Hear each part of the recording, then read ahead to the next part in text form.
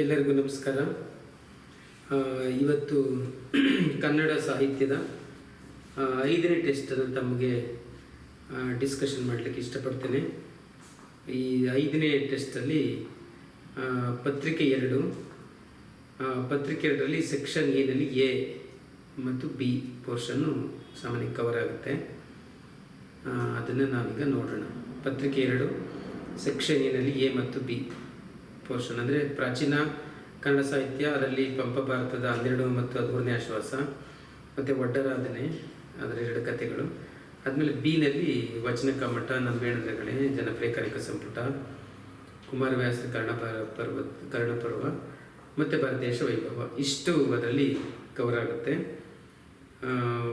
ಅದನ್ನು ತಮಗೆ ಜೊತೆ ಚರ್ಚೆ ಮಾಡಲಿಕ್ಕೆ ಇಷ್ಟಪಡ್ತೀನಿ. ಮೊದಲನೇ ಪದ್ಯ, ಈ ಕೆಳಗಿನ ಪದ್ಯಗಳಿಗೆ ಸಂದರ್ಭವನ್ನು ಸೂಚಿಸಿ ಭಾವ ಹಾಗೂ ಸ್ವಾರಸ್ಯವನ್ನು ಬರೆಯಿರಿ ಅಂತ ಪ್ರಶ್ನೆ ಇದೆ.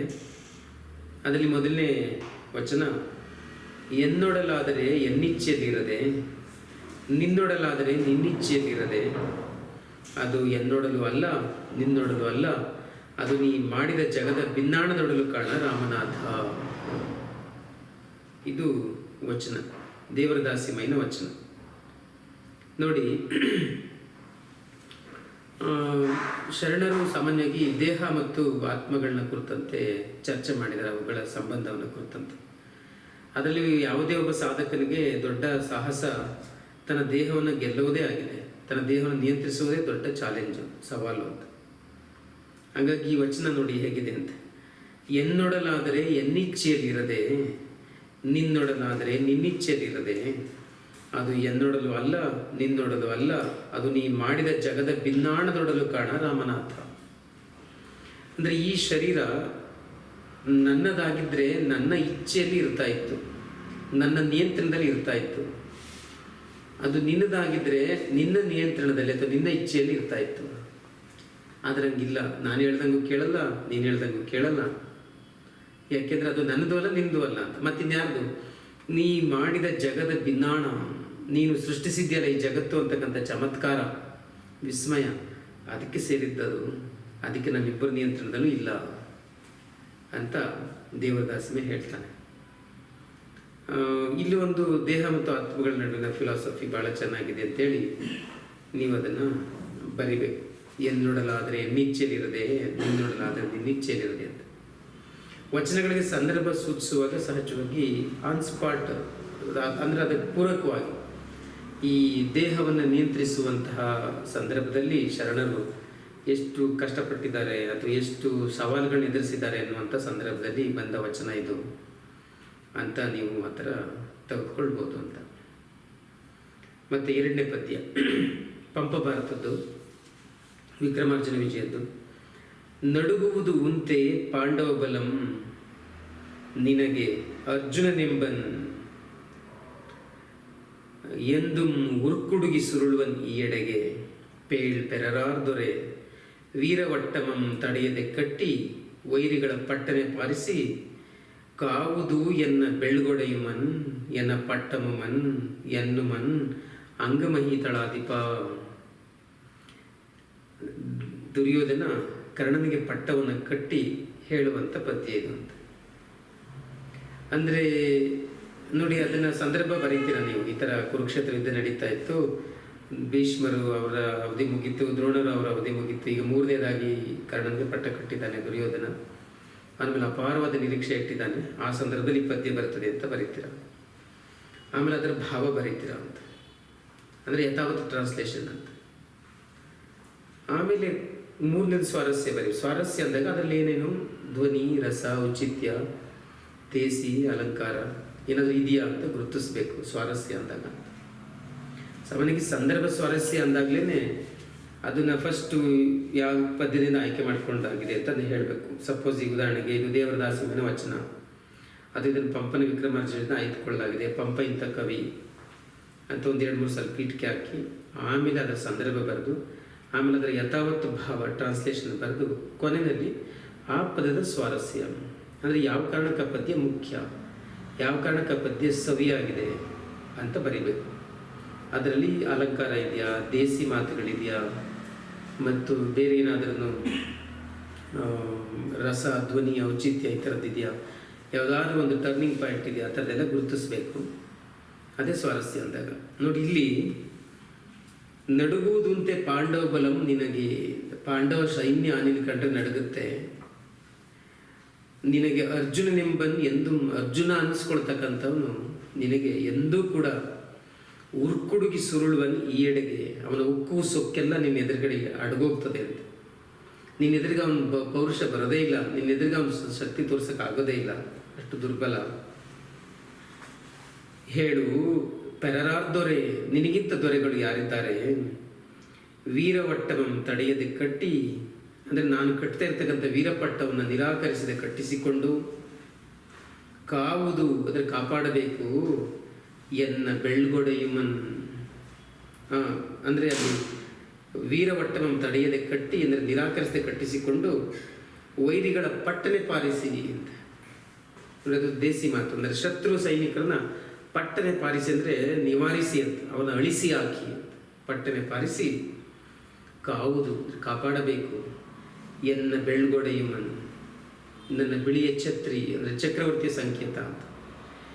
ಎನ್ನ ಪಟ್ಟಮುಮನ್, ನನ್ನ ಪಟ್ಟ ನನ್ನ ಅಧಿಕಾರವನ್ನು, ಎನ್ನುಮನ್ ಮತ್ತು ನನ್ನನ್ನು ಅಂಗಮಹಿತಳಾದಿಪ ಅಂತ.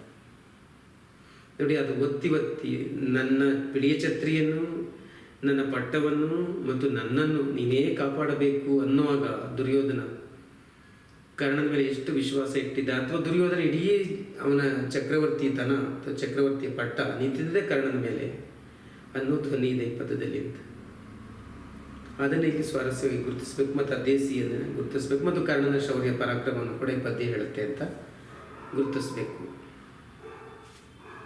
ನೆಕ್ಸ್ಟ್ 3ನೇ ಪದ್ಯ. ಗೂಳಿ ನಡೆವ ಹೆಜ್ಜೆ ತೋರುವುದಲ್ಲದೆ ಗಾಳಿಯ ಹೆಜ್ಜೆ ತೋರುವುದೇ,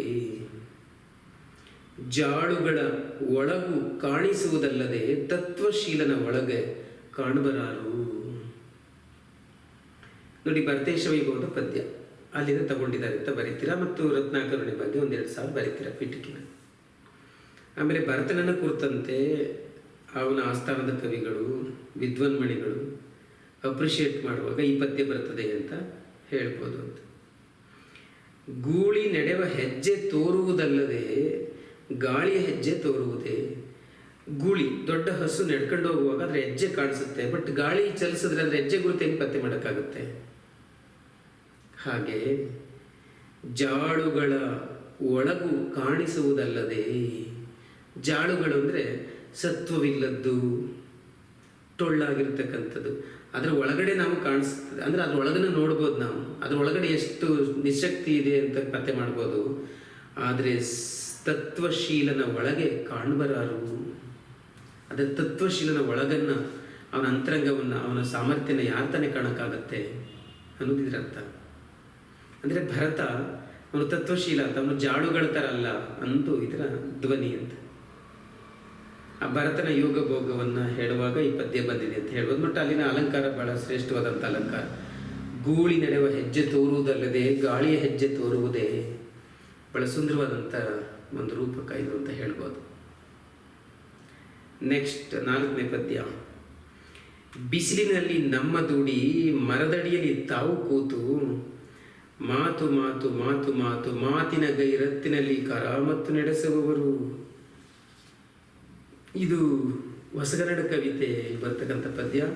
KS ನಿಸಾರ್ ಅಹಮದ್ ಅವ್ರದ್ದು ಕುರಿಗಳು ಸರ್ ಕುರಿಗಳು ಪದ್ಯದ ಸಾಲುಗಳಿವು ಅಂತ. ನೋಡಿ, ಅಲ್ಲಿ ಪದ್ಯದಲ್ಲಿ ನಿಸಾರ್ ಅಹಮದ್ ಅವರು ಇಷ್ಟೊಂದು ಜನಸಂಖ್ಯೆ ಇದ್ರೂ ಕೂಡ ಹೆಂಗೆ ನಾವು ವ್ಯವಸ್ಥೆಯನ್ನು ಬದಲಾಯಿಸ್ತೇನೆ, ಮೂಗು ಮುಚ್ಕೊಂಡು ಹೋಗ್ತಾ ಇರ್ತೀವಿ, ಹೇಗೆ ಕುರಿಗಳ ಥರ ಅಮಾಯಕ ಥರ ಹೆಂಗೆ ಒಗ್ಗೋತೀವಿ ಸಮಸ್ಯೆಗಳಿಗೆ, ಯಾರೂ ರೆಬೆಲ್ ಆಗಲ್ಲ, ಯಾರೂ ಪರಿವರ್ತನೆ ಮಾಡಲಿಕ್ಕೆ ಪ್ರಯತ್ನ ಮಾಡಲ್ಲ ಅಂತ ಇಲ್ಲಿ ಹೇಳ್ತಾ ಇದ್ದಾರೆ ಅವರು ಅಂತ.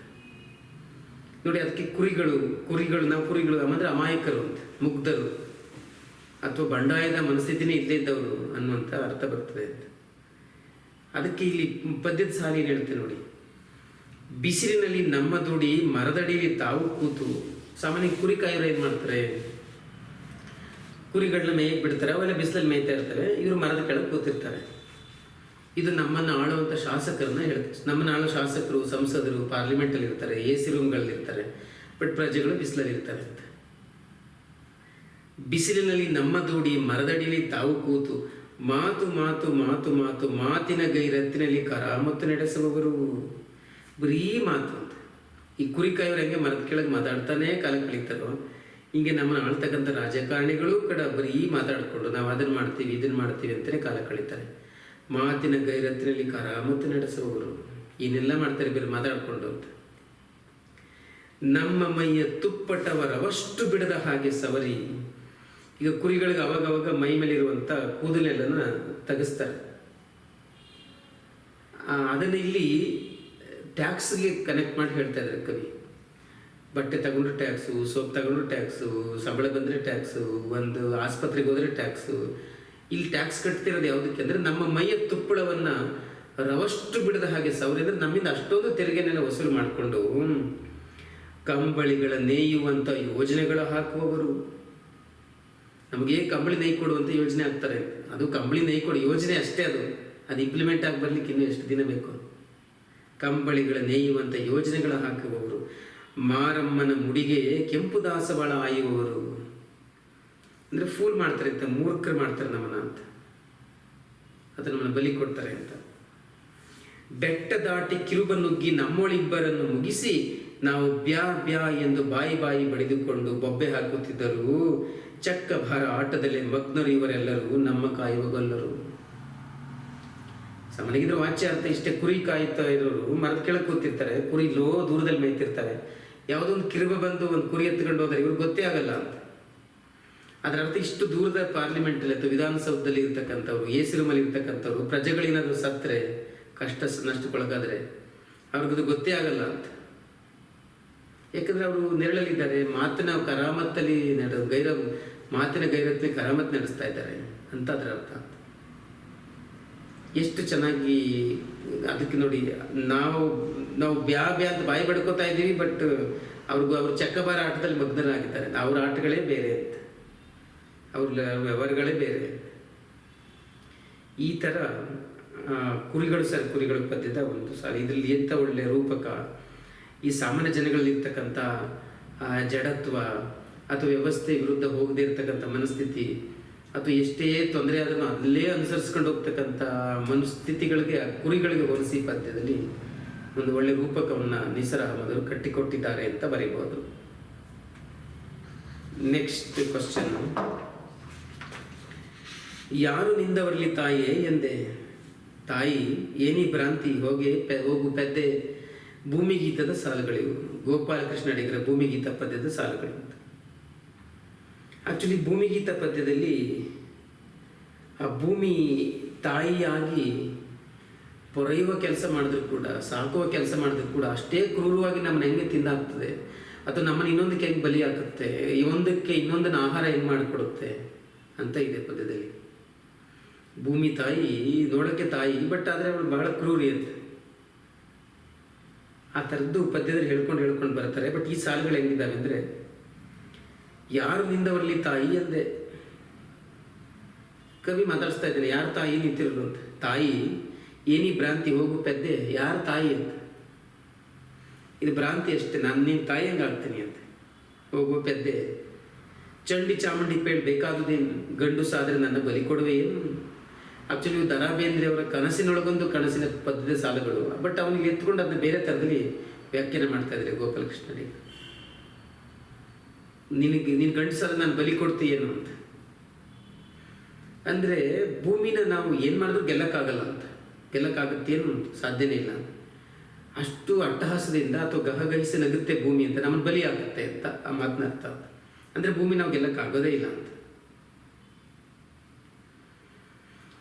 ಈ ಕವಿಗೆ ಸಿಟ್ಟಿದೆ ಭೂಮಿಯ ಮೇಲೆ ಅಂತ. ಹಿಂದೆಲ್ಲ ಭೂಮಿ ಎಂತಹ ಮೋಸ ಮಾಡುತ್ತೆ ಅಂತೆಲ್ಲ ಬರ್ಕೊಂಡು ಬರ್ತಾ, ಇವಳ ಹೊಟ್ಟೆ ಚರಂಡಿಗಾರು ಕುಕ್ಕಿದರಯ್ಯ ಕಳ್ಳ ಬಸರಿನ ಯಾವ ಜಾಣರಂಭೆ.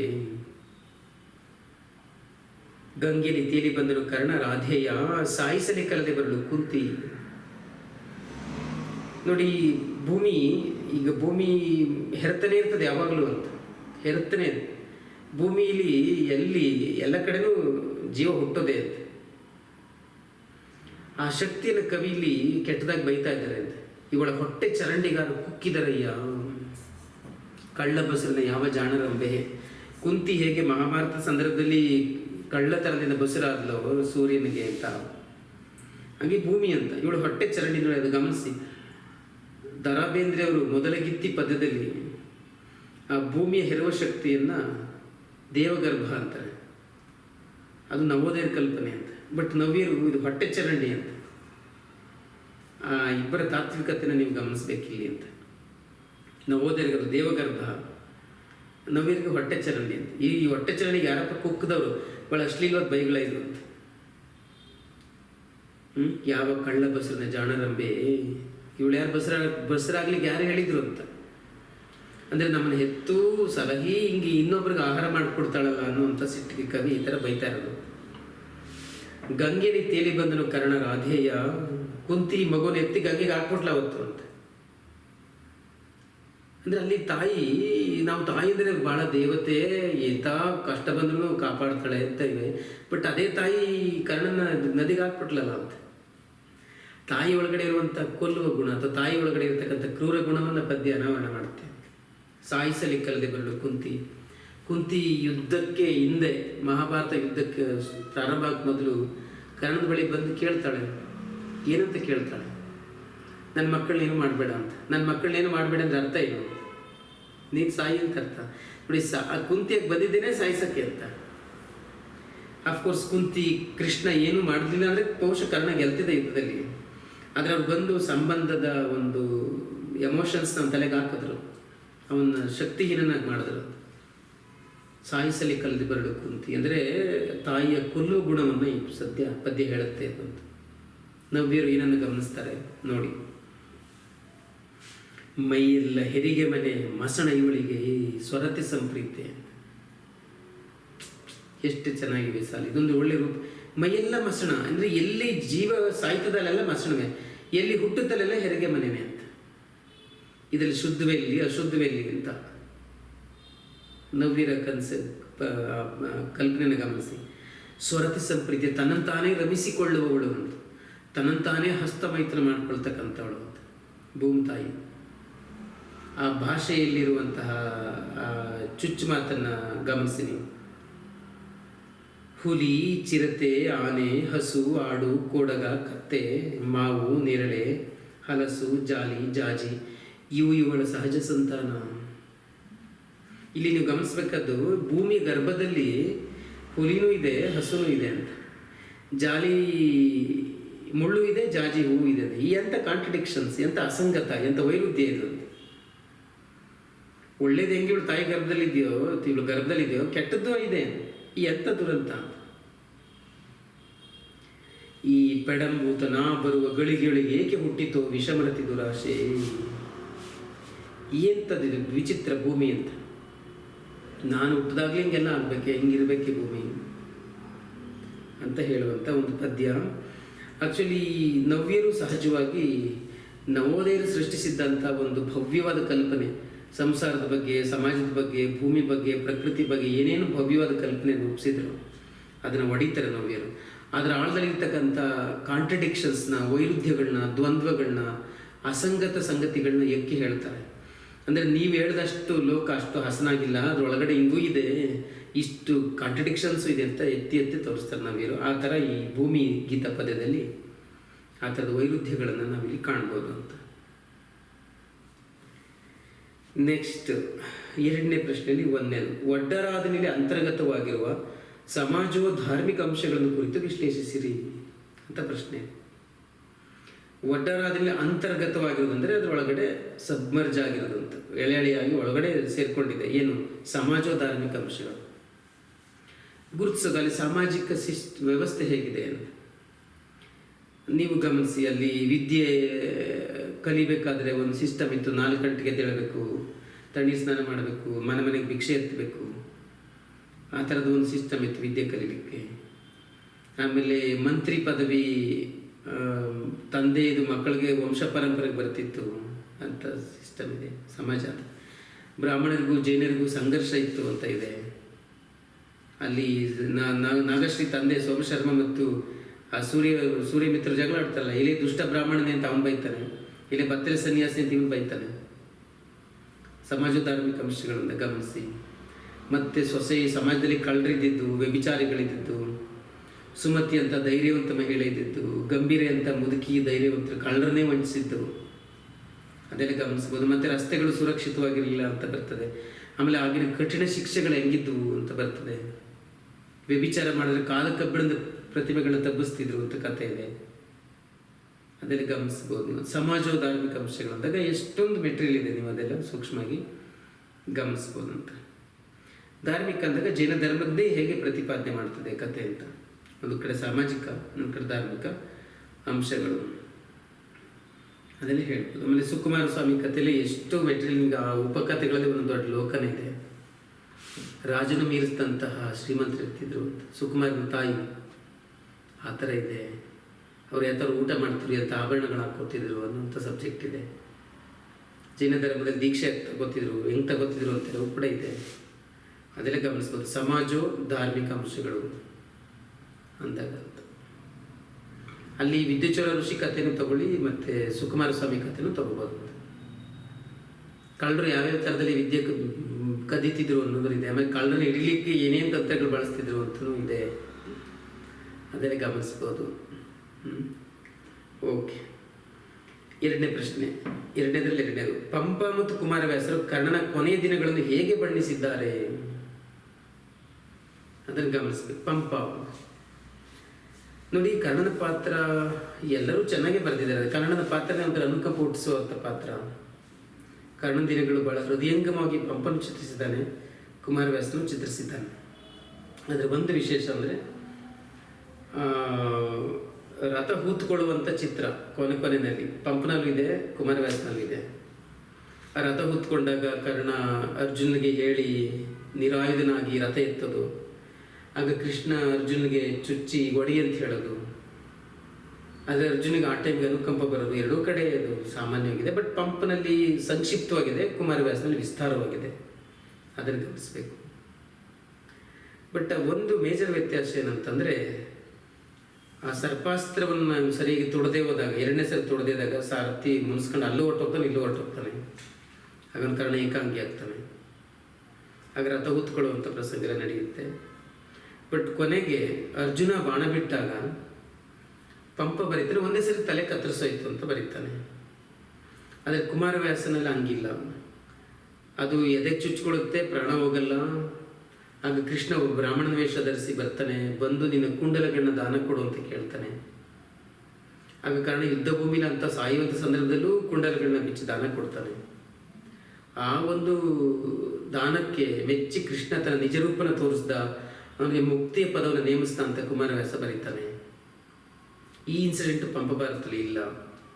ಒಂದೇ ಸರಿಗೆ ಅರ್ಜುನ ಬಿಟ್ಟ ಬಾಣಕ್ಕೆ ಕರ್ಣನ ಶಿಲ ತಲೆ ಕತ್ತರಿಸೋಗ್ತದೆ, ಹಂಗಿದೆ. ಇಲ್ಲಿ ಈ ಥರ ಇದೆ. ಹಂಗಾಗಿ ಅವನು ಕುಂಡಲಗಳನ್ನ ಕೊಟ್ಟ ಮೇಲೆ ಮತ್ತೆ ಅರ್ಜುನ ಅವನ ತಲೆಯನ್ನು ಇನ್ನೊಂದು ಬಾಣದಿಂದ ಕತ್ತರಿಸಾಕ್ತಾನೆ ಕುಮಾರವ್ಯಾಸ ಭಾರತದಲ್ಲಿ. ಆ ಥರದ ವ್ಯತ್ಯಾಸ ಇದೆ. ಮತ್ತು ಪಂಪ ಕರ್ಣ ಸತ್ತಾಗ ಒಂದು ಚರ್ಮಗೀತೆ ಹಾಡ್ತಾನೆ ಅವನಿಗೆ, ನೆನೆಯದಿರಣ್ಣ ಬಾರದೊಳೆ ಪೆರರಾರಮನ ಒಂದೇ ಚಿತ್ತದಿಂದ ನೆನೆಯೊಡೆ ಕರ್ಣನ ನೆನೆಯ, ಕರ್ಣನ ಆರ್ದೊರೆ ಕರ್ಣನೇರು ಕರ್ಣ ಅಳವಂಕದ ಕರ್ಣನ ಚಾಗಮೆಂದು ಕರ್ಣನ ಪಡೆ ಮಾತಿನೊಳ್ ಪುದಿದು ಕರ್ಣರಸಾಯನಮ್ಮಂತೆ ಭಾರತಮ್ಮಂತ ಒಂದು ಚರ್ಮಗೀತೆಯನ್ನು ಹಾಡಿದ್ದಾನೆ. ಮತ್ತು ಕರ್ಣನ ಕೊನೆಯ ದಿನಗಳನ್ನಂತೂ ಅದ್ಭುತವಾಗಿ ವರ್ಣಿಸ್ತಾನೆ ಪಂಪನು ಕೂಡ. ಬೆಳಗುವ ಸೊಡರ್ಗಳ ಬೆಳಗಗ್ಗಳಿಸುವವನು ಪೋಪ ಪೊಳ್ತರು ತೇಜಂ ಪಜ್ಜಳಿಸೆ ಥಳಿಸಿ ತೊಳಗಿದನ್ನು ಅಸ್ತಮಯ ಸಮಯದೊಳಗೆ ದಿನಪಸುತ್ತಮ್ಮಂತಾನೆ ಪಂಪ. ಅಂದರೆ ದೀಪ ಆರುವುದಕ್ಕೂ ಮುನ್ನ ಹೇಗೆ ಜೋರಾಗಿ ಉರಿದು ಕೆಟ್ಟೋಗುತ್ತೋ ಹಾಗೆ ಕರ್ಣ ಸಾವಿನ ಸಂದರ್ಭದಲ್ಲಿ ಅಸಾಮಾನ್ಯ ಹೋರಾಡ್ದ ಅಂತ ಪಂಪ ಬರೀತಾನೆ. ಅದೆಲ್ಲ ಇದೆ. ಬಟ್ ಇಲ್ಲಿ ಕುಮಾರವ್ಯಾಸನಲ್ಲಿ ಒಂದೇ ಒಂದು ವ್ಯತ್ಯಾಸ ಅಂದರೆ, ಅವನು ಶಲ್ಯ ಹೋದ್ಮೇಲೆ ಒಬ್ಬನೇ ಏಕಾಂಗಿಯಾಗಿ ನಿಲ್ಲುವಾಗ ನಾನು ಸಾಯ್ತಾ ಇದ್ದೀನಿ ಅಂತ ಅವನು ಮರಗಲ್ಲ. ಬಟ್ ದುರ್ಯೋಧನಿಗೆ ಆಸ್ಪದರಿಲ್ವಲ್ಲ, ಅವನಿಗೆ ಸಹಾಯಕರಿಲ್ವಲ್ಲ, ನನಗೆ ಅಷ್ಟು ಜನ ನೋಡಿಕೊಂಡ, ನನಗೆ ಇಷ್ಟು ಉಪಕಾರ ಮಾಡ್ದ, ನನ್ನ ಒಡೆಯನಿಗೆ ಯಾರೂ ಬೆಂಬಲಕ್ಕಿಲ್ವಲ್ಲ ಅಂತ ಕೊರಗುವ ಪದ್ಯಗಳು ಸಾಲಾಗಿ ಬರ್ತವೆ ಕುಮಾರವ್ಯಾಸ ಭಾರತದಲ್ಲಿ. ಮತ್ತು ಅಲ್ಲಿ ಕುಮಾರವ್ಯಾಸ ಭಾರತದ ಕರ್ಣ ಕೃಷ್ಣ ಭಕ್ತ. ಅಂದರೆ ಅವನು ಸಾಯುವಾಗ ಹೇಳ್ತಾನೆ, ನಾನು ಒಡೆಯನಿಗಾಗಿ ತಲೆಯೇ ಮಾರುವುದೊಂದು ಪುಣ್ಯದ ಫಲವು, ಸಲಹಿದೊಡೆಯನ ಜೋಳವಾಳಿಗೆ ತಲೆಯೇ ಮಾರುವುದೊಂದು ಪುಣ್ಯದ ಫಲವು, ಮರಣದ ಹೊತ್ತು ಕೃಷ್ಣನ ಕಾಣುವ ಸುಕೃತದ ಫಲ, ಇಳಿಯ ಮೇಲೆ ನನಗಲ್ಲದೆ ಆರಿಗೆ ಲಭಿಸುವುದು, ನಾ ಧನ್ಯ ಅಂದ್ಕೊಂಡು ಕರ್ಣ ರೆಪ್ಪೆ ಬಡಿದ್ದೇನೆ ಕೃಷ್ಣನ ನೋಡ್ತಾ ಇರ್ತಾನೆ. ಆ ಥರದ ಪದ್ಯ ಇದೆ ಕುಮಾರವ್ಯಾಸ ಭಾರತದಲ್ಲಿ. ಆಮೇಲೆ ನನ್ನ ಹೃದಯದಲ್ಲೂ ಹರಿಯಿದ್ದಾನೆ, ಹೊರಗಡೆ ಎದುರುಗಡೆನೂ ಹರಿ ಕೂತಿದ್ದಾನೆ, ಇದೆಂಥ ವಿಚಿತ್ರ ಅಂತ ಕರ್ಣ ಅಲ್ಲಿ ಅಂದ್ಕೋತಾರೆ. ಹಂಗಾಗಿ ಕುಮಾರವ್ಯಾಸ ಭಾರತದ ಕರ್ಣ ಅವನು ಕೃಷ್ಣ ಭಕ್ತ ಅಂತ, ಕೃಷ್ಣನ ಪ್ರಭಾವಕ್ಕೆ ಸಿಕ್ಕದಂತ ಅಂತ. ಆ ಥರದ್ದಿದೆ. ಪಂಪ ಭಾರತದಲ್ಲಿ ಆ ಥರದ್ದಿಲ್ಲ. ಆ ವ್ಯತ್ಯಾಸಗಳನ್ನ ಗುರುತಿಸಬೇಕು. ಬಟ್ ಇಬ್ಬರು ಕೂಡ ಅವಸಾನವನ್ನು ಮತ್ತು ಹೃದಯಂಗಮವಾಗಿ ಚಿತ್ರಿಸಿದ್ದಾರೆ ಅಂತ ಬರೀಬೇಕು ಅಂತ. ಓಕೆ, ನೆಕ್ಸ್ಟ್ 3ನೇ ಪ್ರಶ್ನೆ. ದೇವರ ದಾಸಿಮನ ವಚನಗಳಲ್ಲಿ ಪ್ರಕೃತಿನ ಕುರಿತ ಕೌತುಕಗಳು ಹೇಗೆ ಕಾಣಿಸಿಕೊಳ್ಳುತ್ತವೆ? ನೋಡಿ, ದೇವರ ದಾಸಿಮನ ಫಸ್ಟ್ ವಚನಗಳಲ್ಲೇ ಒಂದು 4-5 ವಚನಗಳಲ್ಲಿ ಇದೆ, ನೀವು ಗಮನಿಸಿ. ವಚನ ಕಮಟದಲ್ಲಿ ದೇಹದೊಳಗೆ ಆತ್ಮವನ್ನು ಆರೂ ಕಾಣದಂತಿರಿಸಿದೆ, ನೊರೆ ಹಾಲೊಳಗೆ ತುಪ್ಪವ ಕಂಪಿಲದಂತಿರಿಸಿದೆ, ಮರದೊಳಗೆ ಮಂದಾಗ್ನಿ ಉರಿಯದಂತಿರಿಸಿದೆ, ನೀನಿರಿಸಿದ ಭೇದಕ್ಕೆ ಬೆರಗಾದನೆಯ ರಾಮನಾಥ. ಮರದಲ್ಲಿ ಬೆಂಕಿ ಇದೆ, ಬಟ್ ಮರ ಹತ್ಕೊಂಡು ಉರಿಯಲ್ಲ. ಹಾಲಿನಲ್ಲಿ ತುಪ್ಪ ಇದೆ, ಸ್ಮೆಲ್ ಇಲ್ಲ. ದೇಹದಲ್ಲಿ ಆತ್ಮ ಇದೆ, ಕಣ್ಣಿಗೆ ಕಾಣಿಸಲ್ಲ. ಎಂತ ಆಶ್ಚರ್ಯ ಇದು ಅಂತ. ಬಾಗಿಲೆಲ್ಲ ಮುಚ್ಚಿದೆಯಲ್ಲ, ಮತ್ತೆ ಶಬ್ದ ಬರ್ತಾ ಇದೆ ನೋಡಿ. ಓಕೆ, ಈ ಥರ ದೇಹದ ಕೌತುಕಗಳು, ಅಂದರೆ ಪ್ರಕೃತಿಯನ್ನು ಕುರಿತಂಥ ಕೌತುಕವನ್ನು ನಾವು ಕಾಣ್ಬೋದು ಅಂತ. ಅಲ್ಲಿ ದೇವರದಾಸಿ ಮೇಲೆ ಇನ್ನೂ ಒಂದು ವಚನ ಇದೆ. ನಮ್ಮ ದೇಹದಲ್ಲಿ ಕಿಚ್ಚಿದೆ, ಆದರೆ ನೀರು ಕುಡಿದ್ರೆ ಅದೇನು ಆರಲ್ಲ ಅಂತ. ನಿಮಗೆ ಓದೇ ಹೇಳ್ಬಿಡ್ತೀನಿ ಪದ್ಯವನ್ನು, ಸಖತ್ತಾಗಿದೆ ಅದು. ದೇವರದಾಸಿ ಮೇಲೆ ಪದ್ಯ, ಕೌತುಕಗಳು ಹೇಗಿದ್ದಾವೆ ಅಂತ, ಪ್ರಕೃತಿನ ಕುರಿತಂಥ ಕೌತುಕ ಅಂತ. ಒಡಲೊಳಗೆ ಕಿಚ್ಚು ಒಡಲ ಸುಡದ ಭೇದವನ್ನು, ನಮ್ಮ ದೇಹದಲ್ಲಿ 37% ಟೆಂಪರೇಚರ್ ಇದೆ, ಬೆಂಕಿ ಇದೆ, ಬಟ್ ನಮ್ಮ ದೇಹನ ಸುಡ್ತಾ ಇಲ್ಲ ಅಂತ. ಕುಡಿದುದಕ್ಕದಲ್ಲಿ ಆ ಕಿಚ್ಚು ನಂದದ ಭೇದವನ್ನು, ನಾವು ನೀರು ಕುಡಿದ ಕ್ಷಣಕ್ಕೆ 37 ಡಿಗ್ರಿ 27 ಡಿಗ್ರಿ ಆಗಲ್ಲ ಅಂತ, ಅದು 37 ಇರ್ತದೆ, ಆ ಕಿಚ್ಚು ಆರಲ್ಲ. ಎಂತ ಆಶ್ಚರ್ಯ. ಮುರುಡನೆ ಪ್ರಾಣ ಪ್ರಕೃತಿಯೊಳಗೆ ನೀನು ಅಡಗಿಹ ಭೇದವನ್ನು, ಎಲ್ಲ ಕಡೆಯೂ ನೀನು ಇದೆಯಲ್ಲ ಆ ರೀತಿಯನ್ನ ಲೋಕದ ಜಡರೆತ್ತಬಲ್ಲರು, ಅದನ್ನು ಗಮನಿಸಿ.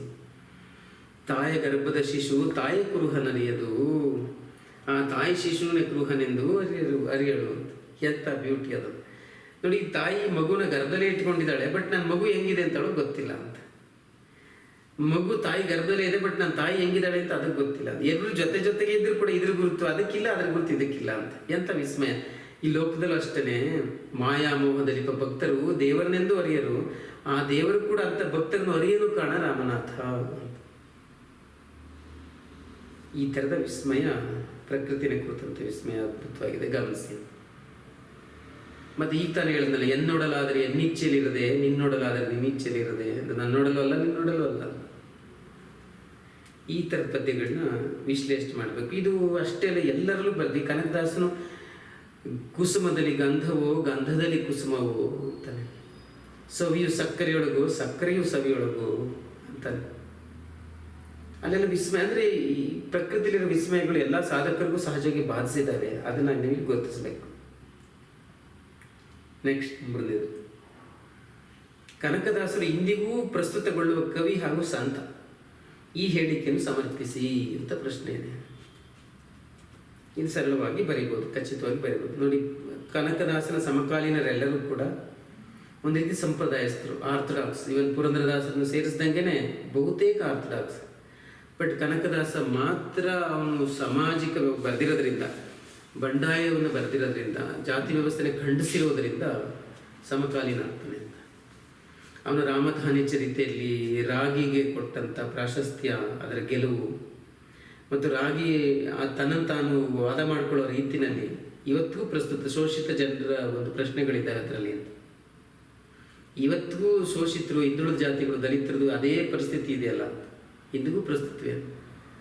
ಮತ್ತು ಕನಕದಾಸ ಕುಲದ ಬಗ್ಗೆ ಮಾತಾಡ್ತಾರೆ. ನಾವು ಬಂದದ್ದು ಬಚ್ಚಲಗುಣಿ, ತಿಂದದ್ದು ಮೊಲೆ ಮಾಂಸ, ಅಂಧಕ ತನಗಿನ್ಯಾತ್ರ ಕುಲವಯ್ಯ ಅನ್ನುವಾಗ ನೋಡಿ, ಇವತ್ತಿಗೂ ಆ ಪ್ರಶ್ನೆಗಳಿದೆ ಜಾತಿ ವಿಚಾರದ. ಹಾಗಾಗಿ ಅವನು ಪ್ರಸ್ತುತಗೊಳ್ಳುವ ಕವಿ ಅಂತ ಅವನ ಕೀರ್ತನೆಗಳನ್ನು, ರಾಮದಾನ ಚರಿತೆನ ಎಕ್ಸಾಂಪಲ್ ಕೊಟ್ಟು, ಎಲ್ಲರೂ ಮಾಡೋದು ಹೊಟ್ಟೆಗಾಗಿ, ಗೇಣು ಬಟ್ಟೆಗಾಗಿ, ತುತ್ತು ಹಿಟ್ಟಿಗಾಗಿ, ನೀನು ಬ್ರಾಹ್ಮಣನಾಗಿರು, ಕ್ಷತ್ರಿಯನಾಗಿರು, ವೈಶ್ಯನಾಗಿರು, ಕಲಾವಿದನಾಗಿರು, ಶೂದ್ರನಾಗಿರು, ರೈತನಾಗಿರು, ಎಲ್ಲರೂ ಏನಕ್ಕೆ ಮಾಡ್ತಿರೋದು? ಹೊಟ್ಟೆಗಾಗಿ ಅಂತ.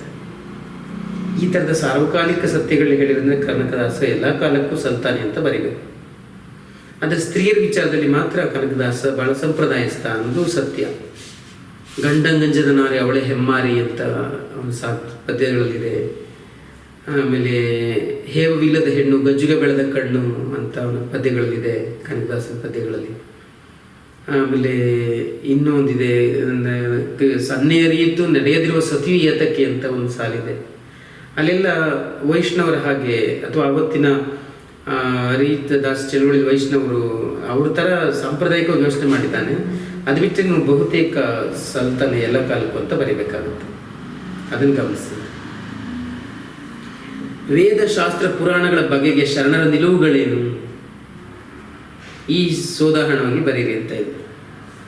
ಬಸವಣ್ಣ, ಅಕ್ಕ, ಅಲ್ಲಮ್ಮ, ಈ ಥರದ್ದು ಸುಮಾರು ಜನರು ಬರ್ತಿದ್ದಾರೆ ಅಂತ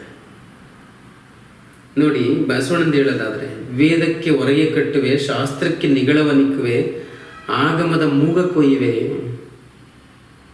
ಅಂತಾನೆ ಬಸವಣ್ಣ. ವೇದಕ್ಕೆ ಹೊರಗೆ ಕಟ್ತೀವಿ ಅಂದರೆ ಅದನ್ನ ಕಟ್ಟಿ ಒಂದು ಕಡೆಗೆ ಹಾಕ್ತೀವಿ, ಅಂದರೆ ಅದನ್ನ ಅಂತ್ಯ ಆಡ್ತೀನಿ ಅಂತ. ಶಾಸ್ತ್ರಕ್ಕೆ ನಿಗಳಂದ್ರೆ ಬೇಡಿ ತೊಡಸ್ತೀನಿ ಅಂತ. ತರ್ಕದ ಬೆನ್ನಬಾರನೆ ಅಥವಾ ತರ್ಕದ ಬೆನ್ನುಮೂಳೆಯನ್ನೇ ಮುರಿತೀನಿ ಅಂತಾನೆ ಬಸವಣ್ಣ. ಅದನ್ನ ಯಾಕೆಂದ್ರೆ ಅವೆಲ್ಲ ಅಸಮಾನತೆನ ಬೋಧಿಸ್ತವೆ, ಶಾಸ್ತ್ರೋಕ್ತವಾಗಿ ಬೋಧಿಸ್ತವೆ ಅಂತ. ಆಮೇಲೆ ಶರಣರಿಗೂ ಅವಕ್ಕೂ ಎಂದಿಗೂ ವಿರೋಧವೇ ಅಂತ ಬಸವಣ್ಣ ಅಲ್ಲಮ ಪ್ರಭು ಕೂಡ ಹೇಳ್ತಾನೆ. ವೇದವೆಂಬುದು ಓದಿನ ಮಾತು, ಶಾಸ್ತ್ರವೆಂಬುದು ಶಾಂತೆಯ ಸುದ್ದಿ, ಪುರಾಣವೆಂಬುದು ಪುಂಡರ ಗೋಷ್ಠಿ, ತರ್ಕವೆಂಬುದು ತಗರ ಹೊರಟೆ, ಭಕ್ತಿ ಎಂಬುದು ತೋರುಂಬ ಲಾಭ ಅಂತ. ಭಕ್ತಿ ಕೂಡ ತೋರಿಸ್ಬಿಟ್ಟು ಊಟ ಮಾಡೋಕ್ಕಿರುವಂಥ ಒಂದು ಟೆಕ್ನಿಕ್ ಅಷ್ಟೇ ಅದು ಅಂತ. ಎಂತ ಚೆನ್ನಾಗಿ ಎಲ್ಲಮ್ಮ ಹೇಳ್ತಾನೆ. ವೇದ ಎಂಬುದು ಓದಿನ ಮಾತು, ಓದಿಗೆ ಅಷ್ಟೇ ಅದು ಉಪಯೋಗ, ಪುಸ್ತಕದ ಬದನೆಕಾಯಿ ಅಂತ. ತರ್ಕವೆಂಬುದು ತಗರ ಹೋರಾಟೆ, ಟಗರುಗಳು ಕುರಿಗಳು ಹೆಂಗೆ ಎನಿ ವಿತೌಟ್ ರೀಸನ್ ಕಾಳಗ ಮಾಡ್ತಾವೋ, ಯೂಸ್ಲೆಸ್ಸು, ಮತ್ತು ಏನು ಉಪಯೋಗ ಇಲ್ಲ ಅಂತ. ಆ ಥರ ಶಾಸ್ತ್ರವೆಂಬುದು ಸಂತೆಯ ಸುದ್ದಿ, ಪುರಾಣವೆಂಬುದು ಪುಂಡರ ಗೋಷ್ಠಿ, ಮಾಡಕ್ಕೆ ಕೆಲಸವಿಲ್ಲದವ್ರು ಬರೆದಿರ್ತಕ್ಕಂಥದ್ದು ಅದೆಲ್ಲ ಅಂತೇಳಿ ಅಲ್ಲಮ್ಮ ಖಂಡಿಸನೆ. ಯಾಕೆಂದರೆ ಅವ್ರ ಪ್ರಕಾರ ಈ ವೇದ ಶಾಸ್ತ್ರ ಪುರಾಣ ಇವೆಲ್ಲ ಒಬ್ಬ ವ್ಯಕ್ತಿಯ ಸಾಲ್ವೇಷನ್ಗೆ, ಒಬ್ಬ ವ್ಯಕ್ತಿಯ ಮೋಕ್ಷಕ್ಕೆ ಸಾಕಾಗಲ್ಲ ಅಂತ, ಅವು ಸರಿಯಾದ ದಾರಿ ತೋರಿಸಲ್ಲ ಅಂತ. ಅಕ್ಕನೂ ಅದೇ ಹೇಳ್ತಾಳೆ. ಈ ವೇದ ಶಾಸ್ತ್ರ ಪುರಾಣ ಅಂತಕ್ಕಂಥ ನುಚ್ಚು ತೌಡನ್ನು ಯಾಕೆ ಕೊಡ್ತೀರಾ ಅಂತ. ನುಚ್ಚು ತೌಡು ಕಾಣಿಭೂ ಇವ ಕುಟ್ಟಲೇಕೆ, ಅತ್ತಲಿತ್ತ ಹರಿಯುವ ಮನದ ಶಿರವನ್ನು ಹರಿದಡೆ ಬಚ್ಚ ಬರಿಯ ಬೈಲು ಚನ್ನಮಲ್ಲಿಕಾರ್ಜುನ ಅಂತ. ಅಂದರೆ ನೀವು ಅತ್ತಗಿತ್ತಗರುವಂಥ ಚಂಚಲ ಮನಸ್ಸನ್ನು ನೀವು ಅದನ್ನು ನಿಯಂತ್ರಿಸಿದ್ರೆ ನಿಮಗೆ ಬೈಲ ಸ್ವರೂಪಿಯಾದ ಚನ್ನಮಲ್ಲಿಕಾರ್ಜುನ ಕಾಣ್ತಾನೆ. ಇಷ್ಟು ಸಣ್ಣ ಕೆಲಸಕ್ಕೆ ನೀವು ಆ ವೇದ ಶಾಸ್ತ್ರ ಪುರಾಣದನ್ನ ಯಾಕೆ ಅಲಂಕರಿಸ್ತೀರ? ಅದು ನುಚ್ಚು ತೌಡು ಕುಟ್ಟದಂಗೆ ಅಂತ, ವೇಸ್ಟ್. ನೀವು ಅಕ್ಕಿ ಕುಟ್ಟಿದ್ರೆ ಭತ್ತ ಕುಟ್ಟಿದ್ರೆ ಅಕ್ಕಿ ಬರ್ಬೋದು, ನುಚ್ಚು ಕುಟ್ಟಿದ್ರೆ ತೌಡು ಕುಟ್ಟಿದ್ರೆ ಏನು ಪ್ರಯತ್ನ, ವೇಸ್ಟ್, ಸಮಯ ವ್ಯರ್ಥ ಅಂತ ಅಕ್ಕ ಕೂಡ ಹೇಳ್ತಾಳೆ. ಹಾಗಾಗಿ ಶರಣರು ಅದನ್ನೆಲ್ಲ ಹೇಳ್ಕೊಂಡು ಬಂದಿದ್ದಾರೆ, ನೀವು ಗಮನಿಸ್ಬೋದು ಅದನ್ನು. ಪಂಪನು ಮಾಡಿರೋ ವೈಶಂಪಾಯನ ಸರೋವರದ ವರ್ಣನೆ ಮೂರನೇ ಪ್ರಶ್ನೆ ಅಂತ. ದುರ್ಯೋಧನ ಕರ್ಣ ಸತ್ತ ಮೇಲೆ, ಅಂದರೆ ಭೀಷ್ಮರಾಗಿದ್ದರೆ ದ್ರೋಣರು ಆದರೂ ಕರ್ಣನು ಸತ್ತ. ಈಗ ಅವನು ಏಕಾಂಗಿ, ಒಬ್ಬನೇ. ಭೀಷ್ಮರ ಸಲಹೆ ಕೇಳಿ ಅವರು ಬಲರಾಮ ಬರೋವರೆಗೆ ಕಾಲವಂಚನೆ ಮಾಡು, ಯುದ್ಧ ಮಾಡಬೇಡ ಅಂತ ಹೇಳಿ ಕಳಿಸಿದ್ದಾರೆ. ಈಗ ಅವನು ವೈಶಂಪಾಯನ ಸರೋವರಕ್ಕೆ ಬರ್ತಾನೆ. ಬರುವಾಗ ವಿಕ್ಷಿಪ್ತವಾಗಿ ಬರ್ತಾನೆ, ಕೆಟ್ಟು ಬರ್ತಾನೆ, ಭಯಪಟ್ಟು ಬರ್ತಾನೆ. ಅಲ್ಲಿ ಪಂಪ ಬರೆದಿದ್ದಾನೆ, ಸ್ಮಶಾನದಲ್ಲಿ ಯುದ್ಧ ಭೂಮಿಲಿ ಎಷ್ಟು ಕೆಟ್ಟ ವಾಸನೆ ಇತ್ತು. ಹಳೆಯ ಬೇವಿನ ಎಣ್ಣೆಯಲ್ಲಿ ಬೆಳ್ಳುಳ್ಳಿನ ತಿಕ್ಕಿ ಬೇಯಿಸಿದ್ರೆ ಸುಟ್ಟರೆ ಎಷ್ಟು ಕೆಟ್ಟ ವಾಸನೆ ಬರ್ಬೋದು, ಅಷ್ಟು ಕೆಟ್ಟ ವಾಸನೆ ಬರ್ತಾ ಇತ್ತು. ಹೊಟ್ಟೆಲ್ಲ ತೋಳಿಸ್ತಾ ಇತ್ತು ಅಂತ ಬರೀತಾನೆ ಪಂಪ. ಒಂದು ಕಡೆ ಭಯ, ಒಂದು ಕಡೆ ಅನಾಥ ಪ್ರಜ್ಞೆ, ಒಂದು ಕಡೆ ಈ ಯುದ್ಧ ಭೂಮಿಲಿ ಕೆಟ್ಟ ದೃಶ್ಯಗಳು, ವಾಸನೆ. ಇಂಥ ವ್ಯಕ್ತಿ ವೈಶಂಪಾಯನ ಸರೋವರದ ಮುಂದೆ ಬಂದು ನಿಂತ್ಕೊಂಡಾಗ ಅವನಿಗೆ ಏನು ಅನಿಸ್ಬೋದು? ನಾವು ಯಾವ ಮೂಡಲ್ಲಿ ಇರ್ತೀವಿ ಹಂಗಿರುತ್ತೆ ಲೋಕ. ನಾವು ಆನಂದವಾಗಿದ್ದಾಗ ಅದೇ ವೈಶಂಪಾಯನ ಸರೋವರ ಆನಂದವಾಗಿ ಕಾಣಿಸುತ್ತೆ. ಬಟ್ ಈಗ ಅವನು ದುಃಖದಲ್ಲಿದ್ದಾನೆ, ಭಯದಲ್ಲಿದ್ದಾನೆ. ಹಂಗಾಗಿ ಹಂಗಿತ್ತು ಪಂಪ ಬರೀತಾನೆ, ಆಕಾಶ ಕಳಚಿ ನೆಲ ಕಡೆ ಬಿದ್ದರೆ ಹೆಂಗಿರ್ಬೋದು ಹಂಗಿತ್ತು. ಅಂದರೆ ಅಷ್ಟು ಬೃಹತ್ ಅಂತ, ಅಷ್ಟು ದೊಡ್ಡದು ಅಂತ. ಆಕಾಶ ಕಳಚಿ ಕೆಳಗೆ ಬಿದ್ದಿದೆ ಅನ್ನೋ ಥರ ಇತ್ತು. ಮತ್ತೆ ಹೆಂಗಿತ್ತದು? ಇದು ಪಾತಾಳ ಬಿಲಕ್ಕೆ ಬಾಗಿಲು ಧಲ್ ಘೋರಾಂಧಕಾರಕ್ಕೆ ಮಾಡಿದ ಕೂಪಂ ಪೆರತಂತಿದು ಉಗ್ರಲಯ ಕಾಳಾಂಬೋದರ ಛಾಯೆ ಕಾಚ ಮೇಚಕ ತಾನೇದಲ್ಲೆಂಬಂತಿರೇ ಚಯಚ್ಛಾಯಾಂಬುವಿಂ ಕುಣ್ಪಿನಿಂ ಪುದಿದು ಇರದತ್ತು ಬಕಬಾಳಕರ ರಾವಾಕೊಡಂ ಅಂತ ಬರೀತಾನಪ್ಪ. ಅಂದರೆ ವೈಶಂಪಾಯನಸರು ಅವ್ರು ಹೆಂಗಿದೆ ಅಂದರೆ ಪಾತಾಳಕ್ಕೆ ಹೋಗೋ ಬಿಲಕ್ಕೆ ಒಂದು ದಾರಿ ಇದು ಅನ್ನೋತರ ನೋಡಿ. ಪಾತಾಳ ಅದು ಅವನತಿಯ ಸಂಕೇತ ಅಂತ, ನರಕದ ಸಂಕೇತ. ಘೋರಾಂಧಕಾರಕ್ಕೆ ಮಾಡಿದ ಕೂಪಂ ಅಂದರೆ ಭಯಾನಕ ಕತ್ತಲೆಗೆ ಮಾಡಿದಂಥ ಕೂಪದ ಥರ ಕಾಣಿಸ್ತಾ ಇರ್ತದೆ ಅಂತ. ಉಗ್ರಲಯ ಕಾಳಾಂಬೋದರ ಛಾಯೆ ವಿನಾಶಕಾರಿಯಾದಂಥ ಬೃಹತ್ತಾದಂಥ ಕಪ್ಪಾದಂಥ ದಟ್ಟ ಮೋಡಗಳ ನೆರಳು ಥರ ಇರ್ತದೆ. ಅಂದ್ರೆ ಇಲ್ಲಿ ಬರೋ ಒಂದೊಂದು ವರ್ಣನೆಯೂ ಕೂಡ ಭೀತಿಯನ್ನು ಹುಟ್ಟಿಸು. ಅಂದರೆ ದುರ್ಯೋಧನ ರಕ್ಷಣೆಗೆ ಅಂತ ಬರ್ತಾ ಇದ್ದಾನೆ, ಬಟ್ ಇಲ್ಲಿ ವರ್ಣನೆಗಳು ಅವನು ಅವನತಿನೇ ಸೂಚಿಸ್ತಾ ಇದ್ದಾವೆ ಅಂತ. ಅಲ್ಲಿ ಬಕ ಪಕ್ಷಿ ಬಾಲಕ ಪಕ್ಷಿಗಳಿದ್ದು ಅಂತ, ಅವು ಸಹಿತ ವಂಚನೆಗೆ ಹೊಂಚಿ ತಿನ್ನೋದಕ್ಕೆ ಸಂಕೇತ ಅಂತ. ಹಂಗೆ ಇಡೀ ಪದ್ಯದಲ್ಲಿ ವೈಶಂಪಾಯನ ಸರೋವರದ ಪದ್ಯದಲ್ಲಿ ಭಯಂಕರವಾದಂಥ ಅದನ್ನ ಭವ್ಯತೆ ಇದೆ ಅಂತ ವಿಮರ್ಶಕರು ಗುರುತಿಸ್ತಾರೆ. ಪಂಪ ಆ ದುರ್ಯೋಧನ ಮನಸ್ಥಿತಿಗೆ ಪೂರಕವಾಗಿ ಬರೆದಿದ್ದಾನೆ. ಅವನು ಒಳಗಡೆ ನುಗ್ಗಿದಾಗ ಅಲ್ಲಿ ಪಕ್ಷಿಗಳೆಲ್ಲ ಕಿರ್ಚಿದವು ಅಂತ, ಬರಬೇಡ ಬರಬೇಡ, ನಾಳೆ ನಾವು ಪಾಂಡವರ ಕೋಪಕ್ಕೆ ಬಲಿಯಾಗಬೇಕಾಗುತ್ತೆ ನಿನ್ನಿಂದ ಅಂತ ಕೂಗ್ತಿದ್ವು ಅಂತಲೂ ಕೂಡ ಪಂಪ ಬರೀತಾರೆ. ಅದನ್ನೆಲ್ಲ ಗಮನಿಸಿ. ವೈಶಂಪಾಯನ ಸರೋವರದ ವರ್ಣನೆ ಅಂತ ಅದು ಭಾಳ ಬ್ಯೂಟಿ ಆದಂಥ ವರ್ಣನೆ ಪಂಪದ್ದು. ನೆಕ್ಸ್ಟ್ 4ನೇದು, ಕುಮಾರವ್ಯಾಸನ ಕರ್ಣಪರ್ವದಲ್ಲಿ ಕಂಡುಬರುವ ರೂಪಕಗಳನ್ನು ಅವನು ಬಳಸುವ ದೇಸಿ ಮಾತುಗಳ ಚೆಲುವನ್ನು ಬಣ್ಣಿಸಿರಿ ಅಂತ ಇದೆ. ಅಂದರೆ ರೂಪಕದಾಗ ಕಾಮನಾಗಿ ಎಲ್ಲ ಬರೀಬೋದು, ಬಟ್ ಕರ್ಣಪರ್ವದ್ದೇ ಕೇಳಿದ್ದಾರೆ. ಕರ್ಣಪರ್ವದ್ದೇ ರೂಪಕಗಳು, ದೇಸಿ ಮಾತುಗಳು. ನೀವು ಕರ್ಣಪರ್ವದಲ್ಲಿ ಕರ್ಣ ಅಫ್ಕೋರ್ಸ್ ಶಲ್ಯನ್ನ ನಾನು ಸಾರಥಿ ಮಾಡಿಕೊಡು ಅಂತ ಕೇಳ್ತಾನೆ ಕರ್ಣ ದುರ್ಯೋಧನ್ಗೆ. ಅಲ್ಲಿಂದ ಶುರುವಾಗುತ್ತೆ. ಕರ್ಣ ಹೇಳ್ತಾನೆ, ಅಯ್ಯೋ ನಾವು ಆಡಿದ್ದೆಲ್ಲ ಫಲಿಸಲ್ಲ, ಫಲಿಸದ್ದಾದ್ರೆ ರಾಜ್ಯಲಕ್ಷ್ಮಿಗೆ ಸೂಳೆತನಬಹುದೇ ಅಂತಾನೆ. ಅಂದರೆ ರಾಜ ಎಷ್ಟು ಮಾತಾಡಿದ್ರೆ ಏನು ಪ್ರಯೋಜನ, ನಾವು ಮಾತಾಡಿದ್ದೆಲ್ಲ ಪ್ರಯತ್ನಕ್ಕೆ ಬರಲ್ಲ. ಆದರೆ ನಾವು ಪ್ರಯತ್ನಕ್ಕೆ ಬರೋದೇ ಆದರೆ ನನಗೆ ಶಲ್ಯನ ಸಾರಥಿ ಮಾಡಿಕೊಡು, ಆಗ ರಾಜ್ಯಲಕ್ಷ್ಮಿ ಇದ್ದಾಳಲ್ಲ ಅವಳು ಮುತ್ತೈದೆಯಾಗಿ ನಿನ್ನ ಜೊತೆಲೇ ಇರ್ತಾಳೆ, ಇನ್ನೆಲ್ಲೂ ಹೋಗಲ್ಲ ಅವಳು, ಹಂಗೆ ಮಾಡ್ತೀನಿ ಅಂತ. ನಾವು ಅಂದರೆ ಅದು ಒಳ್ಳೆ ದೇಸಿ ಮಾತು, ಬೈಕ್ಗಳ ಹಳ್ಳಿಲಿ ಮಾತಾಡ್ದಂಗಿದೆ ಅದು ಅಂತ, ಆ ಥರ ಇದೆ. ಆಮೇಲೆ ಶಲ್ಯನ ಮನೆಗೆ ಹೋಗ್ತಾನೆ ದುರ್ಯೋಧನ, ಅಲ್ಲಿ ಬರೋ ಮಾತುಗಳು ರೂಪಕಗಳು ಇದ್ದಾವೆ. ಈಗ ದುರ್ಯೋಧನ ಸುದ್ದಿ ಪ್ರಸ್ತಾಪ ಆಗ್ತಿದ್ದಂಗೆ ದುರ್ಯೋಧನ ಶಲ್ಯನಿಗೆ ನೀ ಕರ್ಣನ ಸಾರಥಿ ಆಗಬೇಕು ಅಂತ ಹೇಳ್ತಿದ್ದಂಗೆ ಅವನಿಗೆ ಮೀಸೆಗಳು ಕುಣಿದುವು ಅಂತ ಬರ್ತದೆ. ಮೀಸೆ ಕುಣಿದುವು, ನಾಲಿಗೆ ಒಣಗೋಯ್ತು, ಕೋಪ ಬಂತು ಅಂತ. ಕುರುಪತಿಯ ಮಾತಿನ ಗಾಳಿ ತುಡುಕಿತು ಮನದ ರೋಷಜ್ವಾಲೆಯೇನು ಅಂತ ರೂಪಕ. ಅಂದರೆ ದುರ್ಯೋಧನ ಮಾತಿನ ಗಾಳಿ ಆ ಶಲ್ಯನ ಮನದ ರೋಷಜ್ವಾಲಿನ ಜಾಸ್ತಿ ಮಾಡಿಬಿಡ್ತು ಅಂತ ರೂಪಕ ಅಂತ. ಮತ್ತು ಅಲ್ಲೆಲ್ಲ ದೇಸಿ ಮಾತು, ಹೇಳು ಹೇಳು ಇನ್ನೊಮ್ಮೆ ಹೇಳು, ನುಡಿ ಕರ್ಣನ ಕಾಳಗಕ್ಕೆ ನಾವು ಸಾರಥಿಗಳೇ, ಶಿವ ನೋಡಿ ಅಲ್ಲೆಲ್ಲ ಮಾತಿನ ಕುಂಕು, ಆ ದೇಸಿಯ ಛಲವನ್ನು ಗಮನಿಸಿ ಅಂತ.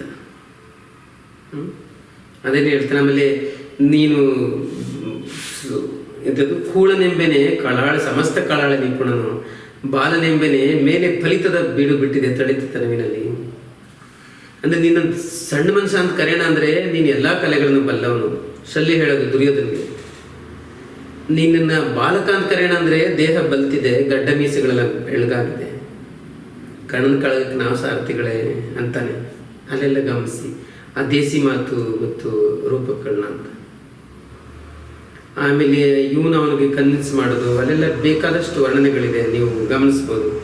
ಅವನು ಹೇಳ್ತಾನೆ, ಶಲ್ಯ ಹೇಳ್ತಾನೆ, ಅಲ್ಲ ನೀನು ನನಗೆ ಸಾರಥಿ ಆಗು ಅಂತ ಹೇಳ್ತಾ ಇದೀಯಾ, ನಾನು ರಥ ಓಡಿಸ್ತೀನಿ, ನೀನು ಅವನ್ನ ಎತ್ತದು ನಿನ್ನ ತಮ್ಮ ಅವನ ಹಡಪದ ಪೆಟ್ಟಿಗೆ ಹೊತ್ಕೊಳ್ಳಿ, ನಿನ್ನ ಬದ್ದು ಬಾಂಧವ್ಯ ಬೇಟೆನ ಹಿಡ್ಕೊಳ್ಳಿ, ಇದು ಚೆನ್ನಾಗಿದೆ, ಏನಯ್ಯ ನಿನ್ನ ಕತೆ ದುರ್ಯೋಧನ ಅಂತಾನೆ. ಅಲ್ಲೆಲ್ಲ ಎಂಥ ದೇಸಿ ಮಾತುಗಳು, ಕುಂಕು ಅಣಕ ಅದೆಲ್ಲ ಗಮನಿಸಿ ಅಂತ. ದೇಸಿ ಮಾತುಗಳೆಲ್ಲ ನೀವು ಗುರುತಿಸ್ಬೋದು ಕರ್ಣಪರ್ವದಲ್ಲಿ ಅಂತ. ಆಮೇಲೆ ಅವರಿಬ್ಬರಿಗೂ ಮಾತಾಡಿಸಿ ಜೊತೆ ಬಿಟ್ಟಾಗಲೂ ಸಹಿತ ಈಗ ಕರ್ಣ ಮತ್ತು ಶಲ್ಯ ಯುದ್ಧಕ್ಕೆ ಹೊರಟುವಾಗ್ಲೂ ಅಪಶಕನಗಳಾಗ್ತವೆ. ಆ ನರಿ ಒದರೋದು, ಬಿರುಗಾಳಿ ಧೂಳು ಬೀಸಿ ಸೈನಿಕರ ಮುಖ ಕೆರ್ಚೋದು, ಕಾಗೆಗಳು ಬರೋದು, ಅದೆಲ್ಲ ದೇಸಿ ಅಂತ, ಜನಪದರ ನಂಬಿಕೆಗಳು ಅಂತ. ಅದನ್ನು ಗಮನಿಸಿ. ಆಮೇಲೆ ಕರ್ಣ ಮಾತಾಡುವಾಗ ಶಲ್ಯ ಅವನು ಅಣಗಿಸುವಾಗ ಕರ್ಣ ಅವನು ಹೇಳ್ತಾನೆ, ನಮ್ಗೆ ಅರ್ಜುನ ತೋರಿಸ್ಕೊಟ್ರೆ ನಾನು ಚಿನ್ನ ಕೊಡ್ತೀನಿ, ಮುತ್ತು ಕೊಡ್ತೀನಿ, ವಜ್ರ ಕೊಡ್ತೀನಿ, ಜಿಲ್ಲೆಗಳು ಬರ್ಕೊಡ್ತೀನಿ, ನಿಮಗೆ ರಾಜ್ಯ ಕೊಡ್ತೀನಿ ಅಂದಾಗ ಅಲ್ಲೆಲ್ಲ ದೇಸಿ ಮಾತುಗಳಿದೆ ಗಮನಿಸಿ. ಜೊತೆಗೆ ಅವನು ಹಂಗೆ ಅಂತಿದ್ದಂಗೆ ಇವ್ನು ಕೆರಳ ಹೋಗ್ಬಿಡ್ತಾನೆ, ಕೊಬ್ಬು ಮಾಡ್ಕೋತಾನೆ ಶಲ್ಯ. ಕರ್ಣ ಸುಮ್ಮನೆ ನನಗೆ ಹೇಳ್ದೆ ಅಲ್ಲಿ ಕಿರಿತಾ ಇದೆಯಲ್ಲ ಅಂತ, ನಾನು ಬರೀದೆ ಹಲುಗಿರಿದೆ, ಕರ್ಣ ಬೇಕೇ ತೋರಿಸ್ತೀನಿ ಅಂತ. ನಿನ್ನ ಕರ್ಣನ ಬಗೆದು ಈ ಬಾಗಿಲಿಗೆ ತೋರಣ ಹಾಕಿ ಅಲ್ಲಿ ವಿಜಯ ಶ್ರೀರಾಮನಿನ ಕರ್ಕೊಬರ್ತಾನೆ ಅರ್ಜುನ ಅಂಥವನ್ನ ತೋರಿಸ್ತೀನಿ ತಡಿ ಅಂತಾನೆ. ಅಲ್ಲೆಲ್ಲ ಕೆಲವು ರೂಪಗಳು ಬರ್ತವೆ. ಎಂಥ ರೂಪಗಳು? ಮೊಲಗಳ ಕಾಹಿನ ಕಾಡಿನಲ್ಲಿ ಹೆಬ್ಬುಲಿ ವಿಭಾಡಿಸುವಂತೆ, ನರಿಗಳು ಬಲಿದ ಕದಳಿಯ ಬೇಲಿಯನ್ನು ಕಾಡಾನೆ ಹೋಗುವಂತೆ. ಅಂದ್ರೆ ಮೊಲವೇ ರಾಜ, ಮೊಲವೇ ಸೇನಾಧಿಪತಿ, ಮೊಲವೇ ಸೈನಿಕರು, ಇಂಥ ರಾಜ್ಯಕ್ಕೆ ಹೆಬ್ಬುಲಿ ನುಗ್ಗಿದ್ರೆ ಏನಾಗ್ಬೋದು? ಅರ್ಜುನ ಬಂದ್ರಂಗ ಆಗತ್ತೆ ತಡ್ಕೊಂತಾನೆ. ನರಿಗಳೆಲ್ಲ ಸೇರ್ಕೊಂಡು ಬಾಳೆ ಗಿಡದಲ್ಲಿ ಬೇಲಿ ಹಾಕೊಂಡಿರ್ತವೆ, ಅಲ್ಲಿಗೆ ಆನೆ ನುಗ್ಗಿದ್ರೆ ಹೆಂಗಾಗ್ಬೋದು ಅಂತ. ಅಲ್ಲಿನ ರೂಪಗಳು ಶಕ್ತಿನ ಗಮನಿಸಿ ಅಂತ. ಅಲ್ಲಿ ಇನ್ನೂ ಬೇಕಾದಷ್ಟು ಶಲ್ಯ ಅಣಕಿಸ್ತಾನೆ. ಅಯ್ಯೋ, ಕೊಬ್ಬಿದ ಎಂಥದ್ದು ಗರುಡನೆತ್ತಲು, ಕೊಬ್ಬಿದ ಒಳ್ಳೆಯ ಮರಿಯದೆತ್ತಲು, ನಾಯಿ ಮರಿ ಎತ್ತಲು, ಆನೆ ಎತ್ತಲು, ಸಿಂಹವೆತ್ತಲು, ದಿಗಿಬೆವೆತ್ತಲು, ಈ ಥರ ಎಲ್ಲ ಅವನು ಅಣಕಿಸ್ತಾನೆ. ನೀವಲ್ಲಿ ಪದ್ಯಗಳು ಗಮನಿಸಿ ಅಂತ. ಅವೆಲ್ಲ ರೂಪಕಗಳೆತ್ತು. ನಿನಗೆ ಕರ್ಣ, ನಿನಗೆ ಅರ್ಜುನನ ಸವಾಸ ಏಕಪ್ಪ ಬೇಕು ಅಂತ. ಜೀವ ಇರ್ತಕ್ಕಂಥ ಮಾರಿ ಮುಸುಕನ ಯಾರಾದರೂ ತೆಗಿತಾರೆ, ಆ ನುಸಿಗಳು ಉರಿಯುವಂತಹ ಬೆಂಕಿ ಜೊತೆ ಸ್ಪರ್ಧೆ ಮಾಡ್ಬೋದೆ ಅಂತೆಲ್ಲ ಕೇಳಿದ. ಅವೆಲ್ಲ ರೂಪಕಗಳು ಅಂತ. ಅದನ್ನೆಲ್ಲ ಗಮನಿಸಿ. ಆಮೇಲೆ ಕರ್ಣ ಮತ್ತು ಶಲ್ಯ ಬೈದಾಡುವಾಗ ಕೆಟ್ಟ ಬೈದಾಡ್ತಾರೆ.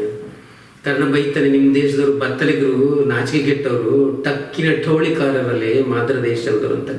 ಅಲ್ಲೆಲ್ಲ ದೇಸಿ ಇದೆ. ಕೋಡಗದ ಮೊಗಸಿರಿಗೆ ಕಾವಲಿಯೋಡು ಕನ್ನಡ ಆಯ್ತು ಗಡ ಅಂತಾನೆ ಕರ್ಣ ಶಲ್ಯನಿಗೆ. ರೂಪಕ ಇದೆ. ಇದೆಲ್ಲ ಗುರುತಿಸ್ಬೋದು. ಅಂದರೆ ಕುಮಾರವ್ಯಾಸನ ಕರ್ಣಪುರದಲ್ಲಿ ಕಂಡುಬರುವ ರೂಪಕಗಳು ಮತ್ತು ಅವರು ಬಳಸಿದ ದೇಸಿ ಮಾತುಗಳ ಚೆಲುವು ಎಲ್ಲರೂ ಗಮನಿಸ್ಬೋದು ಕರ್ಣಪುರದಲ್ಲಿ. ಇನ್ನೂ ತುಂಬ ಇದ್ದಾವೆ, ನೀವು ಜಸ್ಟ್ ಹೇಳಿದ್ರೆ ತುಂಬ ಮಸ್ತ್ ಹೇಳ್ಬೋದು, ಅಷ್ಟೊಂದು ಇದ್ದಾವೆ. ಅರ್ಜುನನಿಗೆ ಕರ್ಣನ ಮೇಲೆ ಅನುಕಂಪ ಬಂದ್ಬಿಡ್ತದಲ್ಲ, ಆವಾಗ ಕೃಷ್ಣ ಅವ್ನಿಗೆ ಏನೆಲ್ಲ ಕೋಪ ಬರ್ಸಿ ಏನೆಲ್ಲ ಅಂತಾನೆ ಅಂತ. ನೀನು ಹಿಮಕರದ ಕುಲದ ಸುಕುಮಾರ ಅರ್ಜುನ, ನೀವು ಲೋಕದಲ್ಲಿ ಕುಲವಿಹೀನ ಕರ್ಣ, ತಲೆಯ ಮಾರಿ ಶರೀರವನ್ನು ಸಲಸಲುಹಲೋಸುಗ ಕೌರವನ ತಂಬುಲಕ್ಕೆ ಕೈಯಾಂತವನು. ಎಂಥ ದೇಸಿ ಮಾತದು. ದೇಹ ಸಾಕಕ್ಕೆ ದುರ್ಯೋಧನ ತಾಂಬೂಲಕ್ಕೆ ಕೈಯೊಡ್ಕೊಂಡು ನಿಂತಿರ್ತಕ್ಕಂಥ ಗುಲಾಮ ಕರ್ಣ, ನಿನಗವನು ಬಂದುವೆ ಅಂತಾನೆ. ದೇಸಿ ಮಾತನ್ನ ಗಮನಿಸಿ. ಹೀಗೆ ಅದೆಲ್ಲ ನೀವು ಗಮನಿಸ್ಬೋದು. ಹರಿಹರನ ನಂಬಿಣದ ರಗಳಿಲಿರುವ ನಾಟಕೀಯತೆಯನ್ನು ಪರಿಚಯ ಮಾಡಿಕೊಡಿ. ನಾಟಕೀಯತೆ ಅಂದರೆ ಪಾತ್ರಗಳು ಮುಖಾಮುಖಿ ಆಗುವುದು, ಎದುರು ಬದುರು ನಿಲ್ಲುವುದು, ಸಂಭಾಷಿಸುವುದು ಅಂತ ಅದರ ಅಂತ. ಸಾಮಾನ್ಯವಾಗಿ ಕನ್ನಡ ಸಾಹಿತ್ಯದಲ್ಲಿ ನಾಟಕಗಳ ರಚನೆ ಇಲ್ಲ, ಆದರೆ ಕಾವ್ಯಗಳಲ್ಲಿ ನಾಟಕೀಯತೆ ತಂದಿದ್ದಾರೆ. ಬೆಸ್ಟ್ ಎಕ್ಸಾಂಪಲ್ ಅಂದರೆ ರನ್ನನ ಗದಾ ಯುದ್ಧ. ರನ್ನ ಸಾಹಸ ಭೀಮ ವಿಜಯದಲ್ಲಿ ದುರ್ಯೋಧನ ಮತ್ತು ಭೀಮರ ನಡುವಿನ ಪಾತ್ರ ಸಂಭಾಷಣೆ ತಂದಿದ್ದಾನೆ. ಹಾಗಾಗಿ ಅದು ಬೆಸ್ಟ್ ನಾಟಕದ ಥರ ಇದೆ. ಆದರೆ BM ಶ್ರೀಯವರು ಆಧುನಿಕ ಕಾಲದಲ್ಲಿ ನಾಟಕನೇ ಮಾಡಿದ್ದಾರೆ, ತಮಗೆಲ್ಲ ಗೊತ್ತಿರ್ಬೋದು. ಅದು ರನ್ನನ ಗದಾ ಯುದ್ಧನೇ ಅವರು ಆಧುನಿಕ ಕಾಲದಲ್ಲಿ ಜಸ್ಟ್ ನಾಟಕದ ಥರ ಕನ್ವರ್ಟ್ ಮಾಡಿದ್ದಾರೆ ಅವರು. ಅದು ಬಿಟ್ಟರೆ ಇನ್ನು ಎರಡನೇ ಇನ್ಸಿಡೆಂಟು ಹರಿಹರನ ನಂಬೇಣರಗಳಲ್ಲಿ ವೃದ್ಧ ಮಹೇಶ್ವರ ಪ್ರಸಂಗದಲ್ಲಿ ವೃದ್ಧ ಮಹೇಶ್ವರ ಮತ್ತು ಹೆಣ್ಣಿನ ಮನೆಯವರು, ವೃದ್ಧ ಮಹೇಶ್ವರ ಮತ್ತು ನಂಬಿಯಣ್ಣ, ವೃದ್ಧ ಮಹೇಶ್ವರ ಮತ್ತು ತಿರುವೆಣ್ಣನಲ್ಲೂರಿನ ಸಂಬಂಧಿಕರು, ಹಿಂಗೆ ಸಂಭಾಷಣೆಗಳು ಬರ್ತಾ ಹೋಗ್ತವೆ.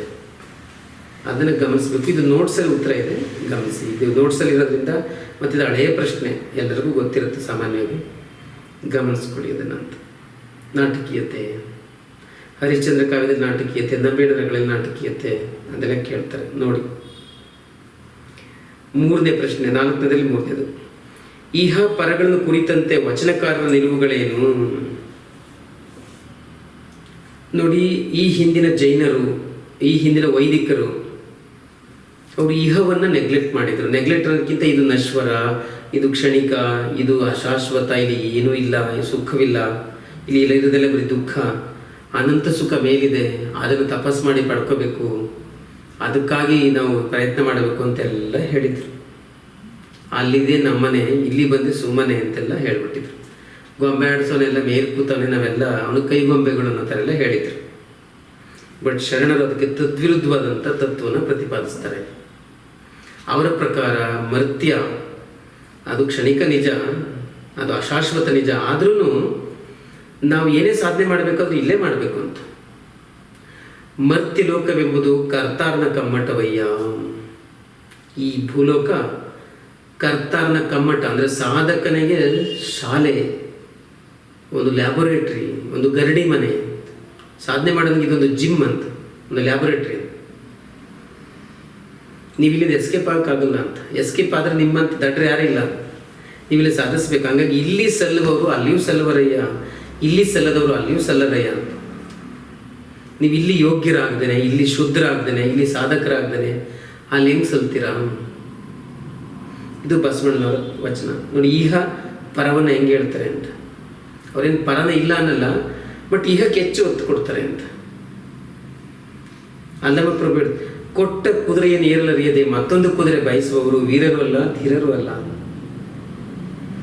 ನೋಡಿ, ಈ ಶರೀರ ಅನ್ನೋದೊಂದು ಕುದುರೆ, ಅರಿಷಡ್ವರ್ಗಗಳ ಸಂಕೇತ, ಚಂಚಲತೆ, ಕಾಮದ ಸಂಕೇತ ಶರೀರ. ಇದನ್ನು ಏರುವುದು ಅಂದರೆ ನಿಯಂತ್ರಿಸುವುದು ಇದೆಯಲ್ಲ, ಅದು ದೊಡ್ಡ ಸಾಧನೆ. ಅದನ್ನು ಮಾಡ್ದೇನೆ ಈ ದೇಹ ನಶ್ವರ, ಇದು ಕ್ಷಣಿಕ, ಈ ಕುದುರೆ ಸರಿಯಿಲ್ಲ, ನನಗೆ ಇನ್ನೊಂದು ಕುದುರೆ ಬೇಕು ಅನ್ನೋದು ದಡ್ಡತನ ಅಲ್ವೇನು ಅಂತ. ನೇಚರ್ ಈ ಕುದುರೆ ಕೊಟ್ಟಿದ್ದು, ಇದನ್ನು ಪಳಗಿಸಿ, ಇದನ್ನು ಸರಿ ಮಾಡಿ. ಅಂದ್ಬಿಟ್ಟು ಈ ಕುದುರೆ ಸರಿ ಇಲ್ಲ ಅಂದ್ಬಿಟ್ಟು ಎಸ್ಕೇಪ್ ಯಾಕೆ ಆಗ್ತೀರಾ? ಇನ್ನೊಂದು ಕುದುರೆ ಅಂದರೆ ನೀವು ಇದನ್ನೇ ಸರಿ ಏರಕ್ಕೆ ಬರ್ದಿದ್ರೆ ಅದನ್ನ ಹೆಂಗೆ ಏರ್ತೀರಾ? ಇದು ಅಲ್ಲಮನ ದನಿ ಅಂತ. ಈ ಥರ ಶರಣರೆಲ್ಲರೂ ಬಹಳಷ್ಟು ಜನ ಆ ಥರ ಬರೆದಿದ್ದಾರೆ. ಅವ್ರಿಗೆ ಈ ಲೋಕ ಇದೊಂದು ಸಾಧನಾ ಶಾಲೆ ಇದು ಅಂತಲೇ ಬರೆದಿರೋದು. ಸಿದ್ದರಾಮಯ್ಯನ ವಚನದಲ್ಲೂ ಇದೆ, ಕೈಲಾಸ ಕೈಲಾಸವೆಂದು ಕೂಗಾಡುವ ಅಣ್ಣಗಳಿರ ಕೇಳಿರೋ, ಕೈಲಾಸವೆಂಬುದೊಂದು ಪಾಡಬೆಟ್ಟ, ಅಲ್ಲಿರುವ ಮುನಿಗಳ ಜೀವಗಳ್ಳರು, ಅಲ್ಲಿರುವ ಚಂದ್ರಶೇಖರ ಬಹು ಎಡ್ಡ, ಇದರ ಆಡಂಬರ ಬೇಕಯ್ಯ ಅಂತಾನೆ. ಅದೆಲ್ಲ ಸುಳ್ಳು ಅಂತ ಅವನು ಹೇಳ್ತಾನೆ. ಇನ್ನು ಬಸವಣ್ಣನವರು ಕೂಡ ಹಂಗೆ ಹೇಳ್ತಾರೆ, ಈ ಲೋಕದೊಳಗೆ ಮತ್ತೆ ಅನಂತ ಲೋಕ, ಶಿವಲೋಕ ಶಿವಾಚಾರವಯ್ಯ ಅಂತಾರೆ. ಹೀಗೆ ಇಹ ಪರಗಳ ವಿಚಾರದಲ್ಲಿ ಶರಣರು ಬಹಳ ಕ್ಲಿಯರಾಗಿ ಇಹಕ್ಕೆ ಹೆಚ್ಚು ಒತ್ತು ಕೊಟ್ಟು ಪರಗವನ್ನು ತಿರಸ್ಕರಿಸ್ತೇನೆ ಅಥವಾ ಕಡೆಗಣಿಸ್ತೇನೆ ಇಹದ ಪ್ರಾಮುಖ್ಯತೆಯನ್ನು ಎತ್ತಿ ಹಿಡಿತಾರೆ ಅಂತ ಹೇಳಬೇಕು. ಉಂಬ ಜಂಗಮ ಬಂದರೆ ನಡೆಯೆಂಬರು, ಉಣ್ಣದ ಲಿಂಗಕ್ಕೆ ಬೋನವ ಹಿಡಿಯೆಂಬರಯ್ಯ ಅನ್ನೋದು ಅಲ್ಲೇ ಅದೇ ಭಾವ ಇದೆ. ಹೇಗಿದೆ ಪ್ರಾಕ್ಟಿಕಲ್ ಆಗಿ ಎದುರು ಕಣ್ಣು ಕಾಣಿಸೋ ಜಂಗಮನಿಗೆ ಅನ್ನ ಕೊಡಲ್ಲ, ಇಲ್ಲಿರೋ ಲಿಂಗಕ್ಕೆ ಅನ್ನ ಇಡ್ತಾರೆ ಅನ್ನೋವಾಗಲೂ ಅದು ಭ್ರಮೆ. ಆ ಭ್ರಮೆ ಯಾಕೆ ನಿಮ್ಗೆ ಅಂತ ಶರಣರು ಹೇಳೋದಂತ. ನೆಕ್ಸ್ಟ್ 5ನೇ ಪ್ರಶ್ನೆ. ಇದರಲ್ಲಿ ಫಸ್ಟ್ ಒಂದು, ಕರ್ಣ ದುರ್ಯೋಧನರ ಸ್ನೇಹವನ್ನು ಪಂಪ ಹೇಗೆ ಚಿತ್ರಿಸಿದ್ದಾನೆ? ಇದಕ್ಕೆ 3 ಇನ್ಸಿಡೆಂಟ್ ನೀವು ಮೇಜರಾಗಿ ಬರೀಬೇಕು. ಅವರಿಬ್ಬರು ಫ್ರೆಂಡ್ಶಿಪ್ ಯಾವಾಗ ಆಗುತ್ತೆ? ಸಮರ ಪರೀಕ್ಷೆಯಲ್ಲಿ ಆಗುತ್ತೆ. ಸಮರ ಪರೀಕ್ಷೆಯಲ್ಲಿ ಎಲ್ಲರೂ ಕೂಡ ಅವರವರ ಸಾಮರ್ಥ್ಯನ ಪ್ರದರ್ಶನ ಮಾಡ್ತಾ ಇದ್ದಾರೆ. ಅರ್ಜುನ ಬಂದು ಪ್ರದರ್ಶನ ಮಾಡಿ ಹೋಗ್ತಾನೆ, ಹೆಚ್ಚು ಚಪ್ಪಾಳೆ ಬರ್ತದೆ, ಹೆಚ್ಚು ಜನ ಅಪ್ರಿಷಿಯೇಟ್ ಮಾಡ್ತಾರೆ. ದುರ್ಯೋಧನಿಗೆ ಅಸಮಾಧಾನ ಆಗುತ್ತೆ.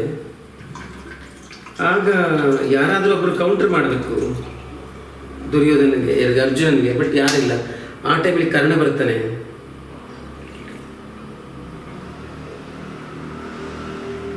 ಕರ್ಣ ಬಂದು ಓಪನ್ ಚಾಲೆಂಜ್ ಮಾಡ್ತಾನೆ, ಇದೇನು ರಂಗಮಂದಿರವೇ, ನಾವೇನು ಗೆಜ್ಜೆ ಕಟ್ಕೊಂಡು ಕುಣಿಯಕ್ಕೆ ಬಂದಿದ್ದೀವಿ, ಮಾಡೋದಾದ್ರೆ ನಿಜವಾದ ಯುದ್ಧನೇ ಮಾಡಬೇಕು.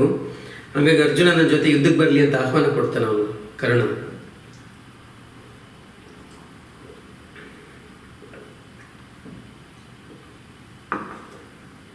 ಆಗ ಅಲ್ಲೇ ಇದ್ದಂಥ ದ್ರೋಣ, ಕೃಪಾಚಾರ್ಯ ಇಬ್ಬರು ಕರ್ಣನಿಗೆ ಬೈತಾರೆ, ನಿನ್ನ ಕುಲ ಯಾವುದು, ನಿನ್ನ ತಂದೆ ತಾಯಿಗಳು ಯಾರು, ನಿನ್ನ ಹೀನ ದೆಸೆಯನ್ನು ನೀನು ನೋಡ್ದೇನೆ ಅವನು ಯುದ್ಧ ಕರೀತಿದ್ದೀರ, ಅವನು ಕ್ಷತ್ರಿಯ, ನಿನಗೆ ಸಮಾನೆ ಅಂತಾರೆ. ಕರ್ಣನಿಗೆ ಅವಮಾನ ಆಗುತ್ತೆ, ಇನ್ಸಲ್ಟ್ ಆಗುತ್ತೆ, ಬೆದರೋಗ್ತಾನೆ. ಹಂದೆಯನ್ನು ಹಾವು ಹಡರಿದಂತೆ ಬಿಮ್ಮನೆ ಬೇವ್ತಿ ನಿಂತ್ಕೋತಾನೆ ಅವನು. ಅಂದರೆ ಮೊದಲೇ ಹೆದರ್ಕೊಳ್ಳೋನು, ಹಾವು ಮೆಟ್ಟುಬಿಟ್ರೆ ಎಷ್ಟು ಭಯ ಆಗ್ಬೋದು, ಹಂಗೆ ಎದುರೋಗ್ಬಿಡ್ತಾನೆ ಕರ್ಣ. ಕುಲದ ವಿಚಾರ ಬಂದಾಗ ಅದೇ ವೇಳೆಗೆ ದುರ್ಯೋಧನ ಅಲ್ಲಿಗೆ ಬಂದು ದ್ರೋಣನಿಗೆ ಮತ್ತು ಕೃಪಾಚಾರ್ಯನಿಗೆ ತರಾಟೆ ತಗೋತಾನೆ. ಏನು ಅಣ್ಣಂದ್ರೆ ಕುಲದ ಬಗ್ಗೆ ಮಾತಾಡ್ತಿದ್ದೀರಿ, ನೀವು ಮಡಕೆಲಿ ಹುಟ್ಟಿದ್ರಿ, ನಿಮ್ಮ ಕುಲ ಮಡಕೆನಲ್ಲಿದೆಯೇ? ನೀವು ಜೊಂಡಿನಲ್ಲಿ ಹುಟ್ಟಿದ್ರಿ, ನಿಮ್ಮ ಕುಲ ಜೊಂಡಿನಲ್ಲಿದೆಯೇ? ಜೊಂಡು ಅಂದರೆ ಕೆರೆಯಲ್ಲಿ ಬೆಳೆಯೋ ಹುಲ್ಲು ಅಂತ. ಗುಣವೇ ಕುಲವಲ್ಲವೇ? ಇವನು ಕುಲಹೀನ ಅಂತ ಇದ್ದೀರಲ್ವ, ನಾನೀಗ ಅವನ ಕುಲಜನನಾಗಿ ಮಾಡ್ತೀನಿ, ಶ್ರೇಷ್ಠ ಕುಲಜನನಾಗಿ ಮಾಡ್ತೀನಿ ಅಂತೇಳಿ ಪುರೋಹಿತರನ್ನ ಕರೆಸಿ ಸಿಂಹಾಸನ ತರಿಸಿ ಅಲ್ಲೇ ಕರ್ಣನಿಗೆ ಅಂಗದೇಶದ ಪಟ್ಟವನ್ನು ದಾರೆ ಎರೀತಾನೆ. ದಾರೆ ಎರೆದು ಇನ್ಮೇಲೆ ನೀನು ನನಗೆ ಜಿಯ ಒಡೆಯ ಸ್ವಾಮಿ ಅಂತ ಅನ್ನಬಾರ್ದು, ನಾವಿಬ್ಬರು ಸ್ನೇಹಿತರು ಅಂತಾನೆ. ಅಲ್ಲಿಂದ ಅವ್ರ ಫ್ರೆಂಡ್ಶಿಪ್ ಡೆವಲಪ್ ಆಗುತ್ತೆ, ಜೊತೆ ಆಗ್ಬಿಡ್ತಾರೆ ಇಬ್ಬರು, ಒಟ್ಟಿಗೆ ಇರ್ತಾರೆ ಎಲ್ಲ ಸಂದರ್ಭದಲ್ಲಿ. ಅದು ಒಳ್ಳೆ ಕೆಲಸ ಆಗಲಿ ಕೆಟ್ಟ ಕೆಲಸ ಆಗಲಿ. ಕೊನೆಗೆ ಯುದ್ಧ ಶುರುವಾಗಬೇಕು, ಅವರವರಲ್ಲಿ ಕುರುಕ್ಷೇತ್ರ ಯುದ್ಧ ಶುರುವಾಗಬೇಕು. ಕೃಷ್ಣ ಕರ್ಣನಿಗೆ ಭೇದಿಸಕ್ಕೆ ನೋಡ್ತಾನೆ. ನಿನ್ನ ತಂದೆ ಸೂರ್ಯ, ನಿನ್ನ ತಾಯಿ ಕುಂತಿ, ನೀನೇ ಯಾಕೆ ದುರ್ಯೋಧನ ಜೊತೆ ಇದೆಯಾ, ನಮ್ಮ ಜೊತೆ ಬಂದ್ಬಿಡು ಅಂತ. ಬಟ್ ಕರ್ಣ ಒಪ್ಪಲ್ಲ. ನೀವೆಲ್ಲರೂ ಈಗ ಹೇಳ್ತಿದ್ದೀರಾ, ಅವನನ್ನು ಮೊದಲೇ ಅಷ್ಟು ಪ್ರೀತಿಸಿದಾನಲ್ಲ, ನಾನೇ ಬಿಟ್ಟು ಬರಲಿ ಅಂತ. ಅದಕ್ಕೆ ಕೃಷ್ಣ ಹೇಳ್ತಾನೆ, ಅಯ್ಯೋ ಅವನೇನು ತೋರಿಸ್ತಿರೋದು ಪ್ರೀತಿ ಕೃತ್ರಿಮ ನಟನೆ, ನೀನು ಯಾರು ಅಂತ ಅವ್ನಿಗೆ ಗೊತ್ತು. ಹಿಂದೆ ಸತ್ಯಂಪ ಅಂತಕ್ಕಂಥ ಮುನಿನ ಭೇಟಿ ಮಾಡೋಕ್ಕೆ ನೀವು ಹೋಗಿದ್ರಿ, ಆ ಸತ್ಯಂತಪ ಮುನಿ ನಿನ್ನ ಜನ್ಮ ರಹಸ್ಯ ನಮಗೆ ಹೇಳ್ಬಿಟ್ಟಿದ್ದಾನೆ. ಹಂಗಾಗಿ ಅವನು ಮುಳ್ಳಿಂದೇ ತೆಗಿತೀನಿ ಅಂತ ನೀನನ್ನು ಸಾಕ್ತಾ ಇರೋದು, ನೀನು ಬಳಸ್ಕೊಂಡು ಪಾಂಡವರನ್ನು ನಾಶ ಮಾಡಕ್ಕೆ ಹೊರಟಿದ್ದಾನೆ, ಅವನ ಜೊತೆ ಇರ್ತೀಯ ಅಂತ ಕೃಷ್ಣ ಹೇಳ್ತಾನೆ. ಅದಕ್ಕೆ ಕರ್ಣ, ಅಯ್ಯೋ ಇರ್ಬೋದು, ಆದರೆ ಕೇಳು, ನಾನು ಮತ್ತು ಭಾನುಮತಿ ದುರ್ಯೋಧನ ಹೆಂಡತಿ ಇಬ್ಬರು ಒಮ್ಮೆ ಪಗಡೆ ಆಡ್ತಿದ್ವಿ. ಆ ಪಗಡಿನಲ್ಲಿ ನಾನು ಸೋತ್ರೆ ನನ್ನ ಕತ್ತಿನಲ್ಲಿರೋ ಮುತ್ತಿನ ಸರ ಕೊಡ್ತೀನಿ ಅಂತ ಅಂದಿದ್ಲ ಅವಳು ಸೋತ್ರು ಬಟ್ ಕೊಡಲಿಲ್ಲ. ನಾನು ಕೊರಳು ಕೈ ಹಾಕಿದೆ, ಅವಳು ಮೇಲೆ ಕೆದ್ದ ತಕ್ಷಣ ಸರ ಕಿತ್ತೋಯ್ತು. ಅದೇ ವೇಳೆಗೆ ದುರ್ಯೋಧನ ಬಂದ, ನನ್ನ ಒಡೆಯನ ಹೆಂಡತಿ ಕತ್ತಿಗೆ ಕೈ ಹಾಕಿದ್ನಲ್ಲ ಅಂತ ನಾನು ಬೆವುತೋದೆ, ಭಯ ಆಯಿತು. ಬಟ್ ಅವನು ಆ ಮುತ್ತುಗಳನ್ನೆಲ್ಲ ಆರಿಸಿ ನನಗೆ ಕೊಡ್ಲಿಕ್ಕೆ ಬಂದ. ಅಂಥವನ ಬಗ್ಗೆ ಕೆಟ್ಟದಾಗಿ ಮಾತಾಡೋದೇನು ಅಂತ ಸ್ವಾಮಿಯ ಬಗ್ಗೆ ಅಂತ ಕರ್ಣ ದುರ್ಯೋಧನನ ಆ ವಿಶ್ವಾಸವನ್ನು ಸ್ಮರಿಸ್ತಾನೆ. ಕೊನೆಗೆ ಆ ಮಾತು ಪ್ರತ್ಯುತ್ತರ ಕೊಡೋಕ್ಕಾಗದೆ ಕೃಷ್ಣ ಹೊರಟೋಗ್ತಾನೆ. ಅದು ಒಂದು ಇನ್ಸಿಡೆಂಟ್ ಗಮನಿಸಿ. ಇನ್ನು ಕೊನೆಗೆ ಕರ್ಣ ಸತ್ತಾಗ ದುರ್ಯೋಧನ ಗೋಳಾಡೋದು, ನಮ್ಮಿಬ್ರಿಗೂ ದೇಹ ಬೇರೆ ಬೇರೆ, ಜೀವ ಒಂದೇ ಅಂತ ಇತ್ತು, ಈಗ ಮಾತು ಸುಳ್ಳಾಯಿತು. ನಿನ್ನ ಜೀವ ಹೋದ್ಮೇಲೆ ನನ್ನ ಜೀವನ ಹೋಗ್ಬೇಕಾಗಿತ್ತು, ಬಟ್ ನಾನು ಇನ್ನೂ ಬದುಕಿದ್ದೀನಲ್ಲ, ಎಂಥ ಕಪಟ ದೇಹ ಇದು ಅಂತಾನೆ. ಆಮೇಲೆ ನಿನ್ನ ಕಳಿಸಿ ನಾನು ಒಬ್ಬನೇ ಇರಲ್ಲ, ಇವ್ರನ್ನೆಲ್ಲರನ್ನ ಯಮಲೋಕ ಕಟ್ಟಿ ನಿನ್ನಿಂದ ನಾನು ಬರ್ತೀನಿ ಅಂತಾನೆ. ನೀನು ಯಾರು ಅಂತ ಧರ್ಮರಾಯನಿಗೆ ಗೊತ್ತಿರಲಿಲ್ಲ, ಬಟ್ ನನಗೆ ಗೊತ್ತಿತ್ತು. ಆದರೂ ನಾನು ಯಾಕೆ ನಿನಗೆ ರಾಜ್ಯ ಕೊಡಲಿಲ್ಲ, ನಾನು ನಿನಗೆ ಅಟ್ಲೀಸ್ಟ್ ಸತ್ಯನಾದರೂ ಯಾಕೆ ಹೇಳಲಿಲ್ಲ, ನನ್ನ ಸ್ವಾರ್ಥಜ್ಞಾನ ಬಳಸ್ಕೊಂಡಂಗಾಯ್ತು. ನಿನ್ನ ನಾಮ್ ನೆರೆ ಕೊಂದೆ ಮುಳಿಸಿಂದ ಹಂಗಂದ್ರೆ ಪತಿ ಕೌಂತೆಯರೇ ಕೊಂದರೆ ಅಂತಾನೆ.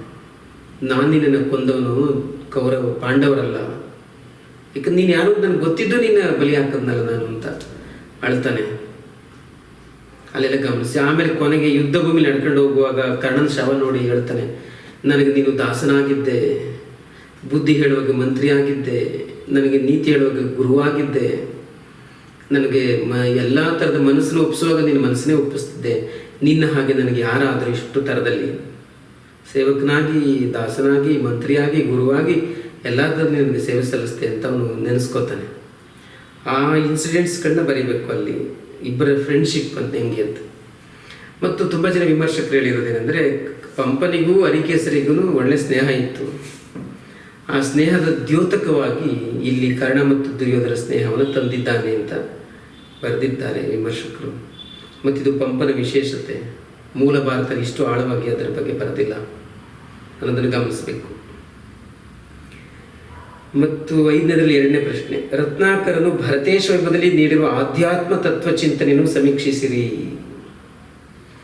ಇದು ಹೆವಿ ಮೆಟೀರಿಯಲ್ ಇದೆ ಟೆಕ್ಸ್ಟಲ್ಲಿ, ಅಷ್ಟೆಲ್ಲ ಬರೆಯೋಕ್ಕಾಗಲ್ಲ, ಆದರೆ ಸಂಕ್ಷಿಪ್ತವಾಗಿ ಬರೀಬೇಕು ಅಂತ ನೋಡಿ. ಆಧ್ಯಾತ್ಮ ತತ್ವ ಚಿಂತನೆದಾಗ ಒಂದು ಜೈನ ಫಿಲಾಸಫಿಯನ್ನು ಯೋಗ ಭೋಗದ ಜೊತೆ ಹೇಳಿರೋದು ಅಂತ, ಅದು ಒಂದು ಲೆಕ್ಕದಲ್ಲಿ ಬರೀರಿ.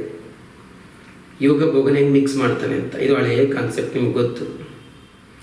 ಇನ್ನೊಂದು ನೇರವಾಗಿ ಆಧ್ಯಾತ್ಮವನ್ನೇ ಸರಳವಾಗಿ ಹೇಳೋ ಕಲೆ ರತ್ನಾಕರನಿಗೆ ಸಿದ್ಧಿಸಿದೆ.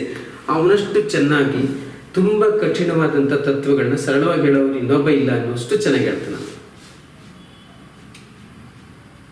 ನೋಡಿ ಎಷ್ಟು ಚೆನ್ನಾಗಿ ಹೇಳ್ತಾನೆ ಅಂದರೆ ರತ್ನಾಕರ್ವಣಿ ಸಿಂಪಲ್. ಈಗ ಲೋಹವ ಹೊಕ್ಕ ಅಗ್ನಿ ಹೊಯ್ಲಿಗಿಡುವುದು, ಲೋಹವನಗಲೆ ಹೊಯ್ಲುಂಟೆ. ದೇಹವ ಹೊಕ್ಕಿದ್ದರೆ ಆತ್ಮಕ್ಕೆ ಬಾಧೆಯು, ದೇಹವನಗಲೆ ಬಾಧೆಯುಂಟೆ. ಇಷ್ಟು ಸರಳವಾಗೂ ಇಷ್ಟು ಅದ್ಭುತ ತತ್ವ ಹೇಳ್ಬೋದೆ ಅಂತ. ನಿಮಗೆ ಮೊದಲ ಮತ್ತು ಎರಡನೇ ಸಂಧಿನಲ್ಲೇ ಆಧ್ಯಾತ್ಮದ ಸಾಲುಗಳು ಬರ್ತವೆ, ಗಮನಿಸಿ. ದೇಹ ಮತ್ತು ಆತ್ಮದ ಪದ್ಯಗಳು ಬರ್ತವೆ, ಗಮನಿಸಿ. ನಾನು ಕ್ಲಾಸಲ್ಲಿ ಗುರುತಾಗ್ಸಿರ್ತೀನಿ ಸಾಮಾನ್ಯವಾಗಿ. ಅಂದರೆ ಕಬ್ಬಿಣವಾದ ಸಹವಾಸ ಮಾಡ್ತದಲ್ಲ ಬೆಂಕಿ, ಆಗ ಕಬ್ಬಿಣ ಜೊತೆಲಿ ಬೆಂಕಿಗೂ ಏಟು ಬೀಳ್ತವೆ ಅಂತ. ಕಾದ ಕಬ್ಬಿಣಕ್ಕೆ ಬಡಿತಾರಲ್ಲ, ಆಗ ಕಬ್ಬಿಣ ಜೊತೆಗೆ ಬೆಂಕಿಗೂ ಏಟು ಬೀಳುತ್ತೆ. ಆ ಬೆಂಕಿ ಆರೋದ ಮೇಲೆ ಆಗ ಅದಕ್ಕೆ ಬೆಂಕಿಗೆ ಏಟು ಬೀಳಲ್ಲ, ಸಾಮಾನ್ಯವಾಗಿ ಏಟು ಬೀಳಲ್ಲ ಅಂತ, ಬಾಧೆ ಇರಲ್ಲ. ಕಬ್ಬಿಣದ ಸಹವಾಸ ಮಾಡಿದ್ರೆ ಮಾತ್ರ ಬಾಧೆ ಇದೆ. ಹಂಗಾಗಿ ಆತ್ಮ ಅದು ಸ್ವತಂತ್ರವಾಗಿದ್ದಾಗ ಅದಕ್ಕೆ ಬಾಧೆ ಇಲ್ಲ. ಬಟ್ ದೇಹದ ಸಹವಾಸ ಮಾಡಿದಾಗ ಅದಕ್ಕೆ ಹಸಿವು, ನೀರಡಿಕೆ, ವ್ಯಸನ, ಈ ಸಂಕಟಗಳೆಲ್ಲ ಅದಕ್ಕೂ ತಟ್ಟುತ್ತದೆ ಅಂತ. ಎಷ್ಟು ಲೋಹವು ಹೊಕ್ಕಿದ್ದರೆ ಆತ್ಮಕ್ಕೆ, ಲೋಹವು ಹೊಕ್ಕಿದ್ದರೆ ಅಗ್ನಿಗೆ ಬಾಧೆ, ಲೋಹವನಾಗಲೇ ಬಾಧೆ ಇಲ್ಲ. ಹಾಗೆ ದೇಹ ಹೊಕ್ಕಿದ್ದರೆ ಆತ್ಮಕ್ಕೆ ಬಾಧೆ ಇದ್ದರೆ ಇಲ್ಲ ಅಂತ ಗಮನಿಸಿ ಅಂತ. ಮತ್ತು ಈ ದೇಹ ಅನ್ನೋದೊಂದು ವಾದ್ಯ. ನಮ್ಮ ನಾಲಿಗೆ ಇದೆಯಲ್ಲ, ಅದು ಕುಡುಹು ಅಂದರೆ ಕೋಲು ನುಡಿಸುವಂತಹ ನಿರಾಳಾತ್ಮ ಇದೆ ಅವನು ವಾದ್ಯಕಾರ. ಅವನಿರುವವರೆಗೆ ಅಷ್ಟೇ ಇದು ಶಬ್ದ ಮಾಡುತ್ತೆ, ಆಮೇಲೆ ಶಬ್ದ ಮಾಡಲ್ಲ. ಹೊರಟೋದ್ಮೇಲೆ ಡೋಲ್ ಅಂತಾರೆ ಬಿದ್ದೋಗುತ್ತಿದ್ದು ಅಂತ ಬರೀತಾನೆ, ಗಮನಿಸಿ. ಆಮೇಲೆ ಬೇರೆ ಬೇರೆ ವಾದ್ಯಗಳು ಯಾರಾದರೂ ಹಿಡಿದು ಬಾಜಿಸಿದ್ರೆ ವೇದ್ಯವೆನಿಸಿ ದನಿಯ ಹವು. ಅಂದರೆ ಯಾವುದೇ ಇನ್ಸ್ಟ್ರೂಮೆಂಟ್ಸ್ ಯಾರಾದರೂ ನುಡಿಸ್ಬೋದು, ಬಟ್ ಚೋದ್ಯವಿ ತನುವಾದ್ಯ, ಈ ದೇಹ ಅನ್ನೋ ವಾದ್ಯ ಆಶ್ಚರ್ಯ. ಇದನ್ನು ನಾವಲ್ದು ಇನ್ನೊಬ್ರು ನುಡ್ಸೋಕ್ಕಾಗಲ್ಲ ಅಂತ. ತಾವಾಳದ ಓರ್ವಾಗಲ್ಲದೆ ಭೇದ್ಯವಾಗದು, ಧ್ವನಿ ಕೊಡೋದು ಅಂತಾನೆ, ಗಮನಿಸಿ ಇದೆಲ್ಲ. ಹಾಗಾಗಿ ಆ ದೇಹ ಮತ್ತು ಆತ್ಮಕ್ಕೆ ಸಂಬಂಧಪಟ್ಟಂಥ ಫಿಲಾಸಫಿ ತುಂಬ ಚೆನ್ನಾಗಿದೆ. ಅದು 1 ಮತ್ತು 2ನೇ ಸಂಧಿನಲ್ಲೇ ಇದ್ದಾವೆ ಆಧ್ಯಾತ್ಮ. ಹಾಗಾಗಿ ಒಂದು ಯೋಗ ಭೋಗದ ಲೆಕ್ಕದಲ್ಲಿ ಅವನ ಆಧ್ಯಾತ್ಮ ಚಿಂತನೆಯನ್ನು ಗುರುತಿಸಿ, ಇನ್ನು ಸಹಜವಾಗಿ ದೇಹ ಆತ್ಮನ ಕುರಿತಂತೆ ಇನ್ನೇನು ಬೇರೆ ಬೇರೆ ಥರ ಹೇಳ್ತಾನೆ ಅದನ್ನು ಗುರುತಿಸಿ, ತುಂಬ ಮೆಟೀರಿಯಲ್ ಇದೆ, ಬರೀಬೋದು ಅದನ್ನು ಅಂತ. ಆಧ್ಯಾತ್ಮ ಚಿಂತನೆ ಅದೆಲ್ಲ ಹೇಳ್ಬೋದು ಅಂತ. ಆಮೇಲೆ ಮೋಕ್ಷಣದ ಬಗ್ಗೆ ಎಷ್ಟು ಚೆನ್ನಾಗಿ ಹೇಳ್ತಾನೆ. ಹೊತ್ತ ದೇಹವ ಬರುಮರಡುಗಳು ಬಿಟ್ಟರೆ ಮತ್ತೊಂದು ದೇಹ ಮುಂದಹುದು. ಹೊತ್ತ ದೇಹವ ಬಿಟ್ಟು ಮತ್ತೊಂದು ದೇಹವ ಅಪ್ಪತ್ತದೆ ನಿಲ್ಲುವುದೇ ಮುಕ್ತಿ. ಎಷ್ಟು ಸರಳವಾಗಿ, ಏನು ಇಷ್ಟು ಸರಳವಾಗಿ ಹೇಳೋಕ್ಕಾಗುತ್ತೆ ಬೇರೆಯವರಿಗೆ ಅಂತ. ಅಂದರೆ ಈಗ ನಮ್ಮ ಶರೀರ, ಈಗ ನನ್ನೊಳಗಡೆ ಚೈತನ್ಯ ಈ ಶರೀರನ ಹೊತ್ಕೊಂಡಿದೆ. ಈಗ ಎಷ್ಟೋ ವರ್ಷಕ್ಕೆ ಅದು ಬಿಟ್ಟುಬಿಡ್ತದೆ. ಹೊತ್ತ ದೇಹವ ಮರಣದೊಳಗೆ ಬಿಟ್ಟರೆ, ಮುಂದೆ ಬರ್ತಕ್ಕಂಥ ಮರಣದಲ್ಲಿ ಬಿಟ್ಟುಬಿಟ್ರೆ ಈ ಆತ್ಮ ಇನ್ನೊಂದು ದೇಹನ ಹೊತ್ತುಕೊಡುತ್ತೆ ಅಂತ. ಇದು ಭವಬಳಿ, ಹುಟ್ಟು ಸಾವು ಮುಂದುವರಿತಾ ಇರ್ತದೆ. ಬಟ್ ಹೊತ್ತ ದೇಹವ ಬಿಟ್ಟು ಮತ್ತೊಂದು ದೇಹವ ಪತ್ತದೆ ನಿಲ್ಲುವುದೇ ಮುಕ್ತಿ. ಅಂದರೆ ಹೊತ್ತ ದೇಹವನ್ನು ಬಿಟ್ಟ ಮೇಲೆ ಈ ಚೈತನ್ಯ ಇನ್ನೊಂದು ದೇಹನ ಒತ್ತಲಿಲ್ಲ ಅಂದರೆ, ಅಂಟಿಸ್ಕೊಳ್ಳಿಲ್ಲ ಅಂದರೆ ಅದೇ ಮುಕ್ತಿ.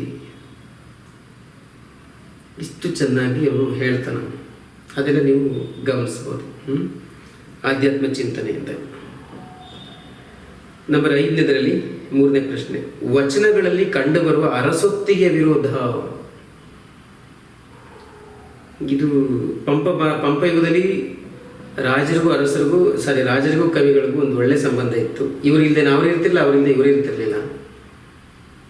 ಜೆ ಶಿವದಪ್ಪರು ಹೇಳ್ತಾರಲ್ಲ, ರಾಜರನ್ನು ಆಶ್ರಯಿಸಿ ಕವಿಗಳು ಬೆಳೆದರು, ಕವಿಗಳಿಗೆ ಆಶ್ರಯ ಕೊಟ್ಟು ರಾಜರು ಉಳಿದರು. ಎಲ್ಲಿ? ಪಂಪಯುಗದಲ್ಲಿ ಅಂತ. ಬಟ್ ಬಸವಯುಗದಲ್ಲಿ ಹಂಗಾಗಲಿಲ್ಲ ಅಂತ ದೇವರ ದಾಸಮೆ ಹೇಳ್ತಾನೆ. ಇಳೆ ನಿಮ್ಮ ದಾನ, ಬೆಳೆ ನಿಮ್ಮ ದಾನ, ಸುಳಿದು ಬೀಸುವ ಗಾಳಿ ನಿಮ್ಮ ದಾನ. ಎಲ್ಲ ನಿಮ್ಮದೇ. ನಿಮ್ಮ ದಾನವನ್ನುಂಡು ಅನ್ಯರ ಹೊಗಳುವ ಕುನ್ನಿಗಳನ್ನು ಏನನೆಂಬೆ ರಾಮನಾಥ. ನಿಮ್ಮ ದಾನ ಉಂಡು ಇನ್ನೊಬ್ಬರನ್ನ ಹೊಗಳ್ತಾರಲ್ಲ, ಇದೇನಂತ ಹೇಳಿ ಅಂತ. ಎಷ್ಟು ಚೆನ್ನಾಗಿದೆ. ಅಂದರೆ ರಾಜನ ಅರಸೊತ್ತಿಗೆ ಹೆಂಗೆ ವಿರೋಧಿಸ್ತಾರೆ ಅಂದರೆ, ಯಾಕೆ ವಿರೋಧಿಸ್ತಾರೆ ಶರಣರು ಅರಸೊತ್ತಿಗೆ ಅಂದರೆ, ಅರಸೊತ್ತಿಗೆ ಅಥವಾ ರಾಜಮನೆತನಗಳು ಅಂದರೆ ಅವು ಒಂದು ಹೈರಾರ್ಕಿ, ಶ್ರೇಣೀಕೃತ ವ್ಯವಸ್ಥೆನ ಎಸ್ಟಾಬ್ಲಿಷ್ ಮಾಡ್ತವೆ ಅಂತ. ಮೇಲು ಕೀಳು ತಾರತಮ್ಯನ ಎಸ್ಟಾಬ್ಲಿಷ್ ಮಾಡ್ತವೆ, ಅವು ಒಪ್ಕೋತವೆ ಅನ್ನೋ ಕಾರಣಕ್ಕೆ ವಿರೋಧಿಸ್ತಾರೆ ಅಂತ ಸಾಮಾನ್ಯ ಶರಣರು. ಇನ್ನು ಬಸವಣ್ಣ ಹೇಳ್ತಾನೆ, ಆನೆ ಅಂಕುಶಕ್ಕೆ ಅಂಜುವುದಯ್ಯ, ಸಿಂಹದ ನಖವೆಂದು ಅಂಜುವುದಲ್ಲದೆ ಅಂತ. ಆನೆ ಅಂಕುಶ ಅಂಕುಶ. ಅಂಕುಶ ಅಂದರೆ ಒಂದು ಸಣ್ಣ ಕೋಲು ತುದಿಗೆ ಒಂದು ಮೊಳೆ ಹೊಡೆದಿರ್ತಾರೆ, ಅದಕ್ಕೆ ಎದುರು ಕಳಿಸ್ತಾ, ಅದಕ್ಕೆ ಅದು ಸಿಂಹದ ಉಗುರು ಅಂತ ಎದುರೋದು ಅಂತ. ಆ ಸಣ್ಣ ಪುಟ್ಟ ಕೋಲಿಗೆಲ್ಲ ಎದುರಿರುತ್ತೆ. ಹಂಗೆ ಆನಿ ಬಿಜ್ಜಳಂಗೆ ಅಂಜುವಿನೇ ಅಯ್ಯ, ಸರ್ವಜೀವ ದಯಾಪಹಾರಿಯಾದ ಕಾರಣ ನಿನಗಂಜುವಿನಲ್ಲದೆ ಅಂತಾನೆ. ಎಷ್ಟು ಚೆನ್ನಾಗಿದೆ ಅಂತ ಅಂದರೆ, ನಾನು ಈ ಬಿಜ್ಜಳಂಗೆ ಎದುರ್ಕೋತೀನ, ನೀನು ಸರ್ವಜೀವ ದಯಾಪಹಾರಿ, ನೀನು ಎಲ್ಲ ಜೀವಗಳನ್ನ ಕಾಪಾಡ್ತಕ್ಕಂಥ ನಿನಗೆ ಎದುರ್ತೀನಿ, ನಾನು ಇವನಿಗೆಲ್ಲ ಎದುರ್ಕೊಳ್ಳಿ ನಾನು ಅಂತ.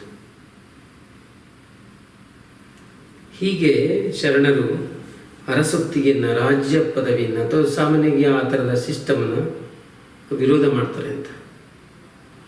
ಆಮೇಲೆ ಬಸವಣ್ಣ ವಚನಗಳಲ್ಲಿ ಬೇಕಾದಷ್ಟಿದೆ. ನೀವು ಕುದುರೆ ಸತ್ತಿಗೆಯವರ ಕಂಡರೆ ಹೊರಳಿ ಬಿದ್ದು ಕಾಲ ಹಿಡಿಯುವರು, ಬಡಭಕ್ತರು ಬಂದರೆ ಎಡೆಯಿಲ್ಲ ಅತ್ತ ಸನ್ನಿ ಎಂಬರು ಅಂತ. ಅಲ್ಲೂ ರಾಜರನ್ನ ಕುರಿತ ಟೀಕೆ ಇದೆ. ಅಂದರೆ ಕುದುರೆ ಮೇಲೆ ಛತ್ರಿ ಮೇಲೆ ಬರ್ತಕ್ಕಂಥ ರಾಜನ ಕಂಡ್ರೆ ಜನ ಕಾಲು ಬೀಳ್ತಾರೆ, ಬಟ್ ಬಡಭಕ್ತರ ಕಂಡ್ರೆ ದೂರ ಹೋಗಿ ಅಂತೀರಾ ಅಂತ. ನಮ್ಮ ಕೂಡಲ ಸಂಗಮ ಅಂತವ್ರನ್ನ ಕೆಡ್ಕೊಂಡು ಮೂಕು ಇದೆ ಬಿಡ್ತಾನ ಅಂತ ಬೇರೆ ಬೈತಾರವರು ಬಸವಣ್ಣವರು ಅಂತ. ಅದನ್ನು ಗಮನಿಸ್ಬೋದು. ಮತ್ತು ಅಕ್ಕ ಆ ಕಸಪಯ್ಯ ನಾಯಕನ ತೊರೆದು ಅವಳು ಬರೋದು ಕೂಡ ಅದು ಅರಸೊತ್ತಿಗೆ ವಿರೋಧವೇ ಅಂತ. ಈ ಸಾಯುವ ಕೆಡುವ ಗಂಡರನ್ನು ಇದು ಒಲೆಯೊಳಗೆ ಇಕ್ಕುತ್ತಾಯಿ ಅಂತ ಹೇಳೋಳು.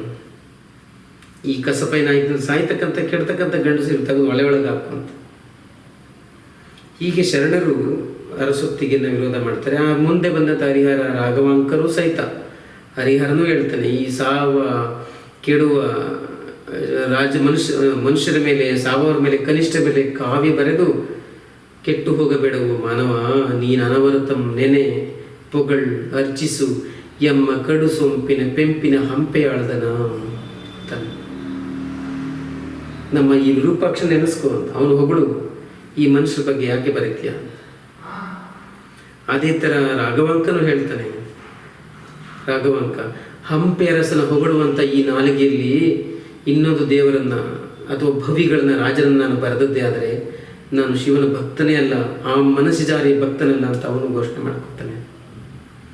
ಹೀಗೆ ಆ ಪರಂಪರೆ ಹಂಗೆ ಈ ಶರಣರ ಪರಂಪರೆಯಲ್ಲಿ ಸಹಜವಾಗಿ, ಏಕೆಂದರೆ ಅದು ಜನರನ್ನು ಆಶ್ರಯಿಸಿದಂಥ ಸಾಹಿತ್ಯ, ಜನರಿಗಾಗಿ ಬರೆದಂಥ ಸಾಹಿತ್ಯ. ಅವರು ರಾಜರಿಂದ ಏನೂ ಬದುಕಬೇಕಾಗಿಲ್ಲ ಶರಣರು, ಅವ್ರಿಗೆ ಸಮಾಜ ಬದಲಾಗಬೇಕಾಗಿತ್ತು, ಸಮಾಜ ಒಂದು ಸುಸ್ಥಿತಿಗೆ ಬರಬೇಕಾಗಿತ್ತು. ಹಂಗಾಗಿ ಅವರು ರಾಜರನ್ನ ಎದುರಾಕೊಂಡು ಬದುಕಿದ್ರು ಅಂತ, ಬರೆದ್ರು ಅಂತ. ಅದನ್ನು ಸಾಮಾನ್ಯವಾಗಿ ಗಮನಿಸಬೇಕು. ಓಕೆ, ಇಷ್ಟು ಕ್ವಶನ್ಸು 5ನೇ ಟೆಸ್ಟಲ್ಲಿದ್ದಾವೆ. ಇಷ್ಟನ್ನು ನೋಡ್ಕೊಳ್ಳಿ. ಏನಾದರೂ ಡೌಟ್ ಬಂದರೆ ನನಗೆ ಪರ್ಸ್ನಲಾಗಿ ವಾಟ್ಸಪ್ ಮಾಡಿ, ನಾನು ನಿಮಗೆ ರಿಪ್ಲೈ ಮಾಡ್ತೀನಿ ಅಂತ ಹೇಳಿ ನನ್ನ ಮಾತು ಮುಗಿಸ್ತೀನಿ. ಧನ್ಯವಾದಗಳು.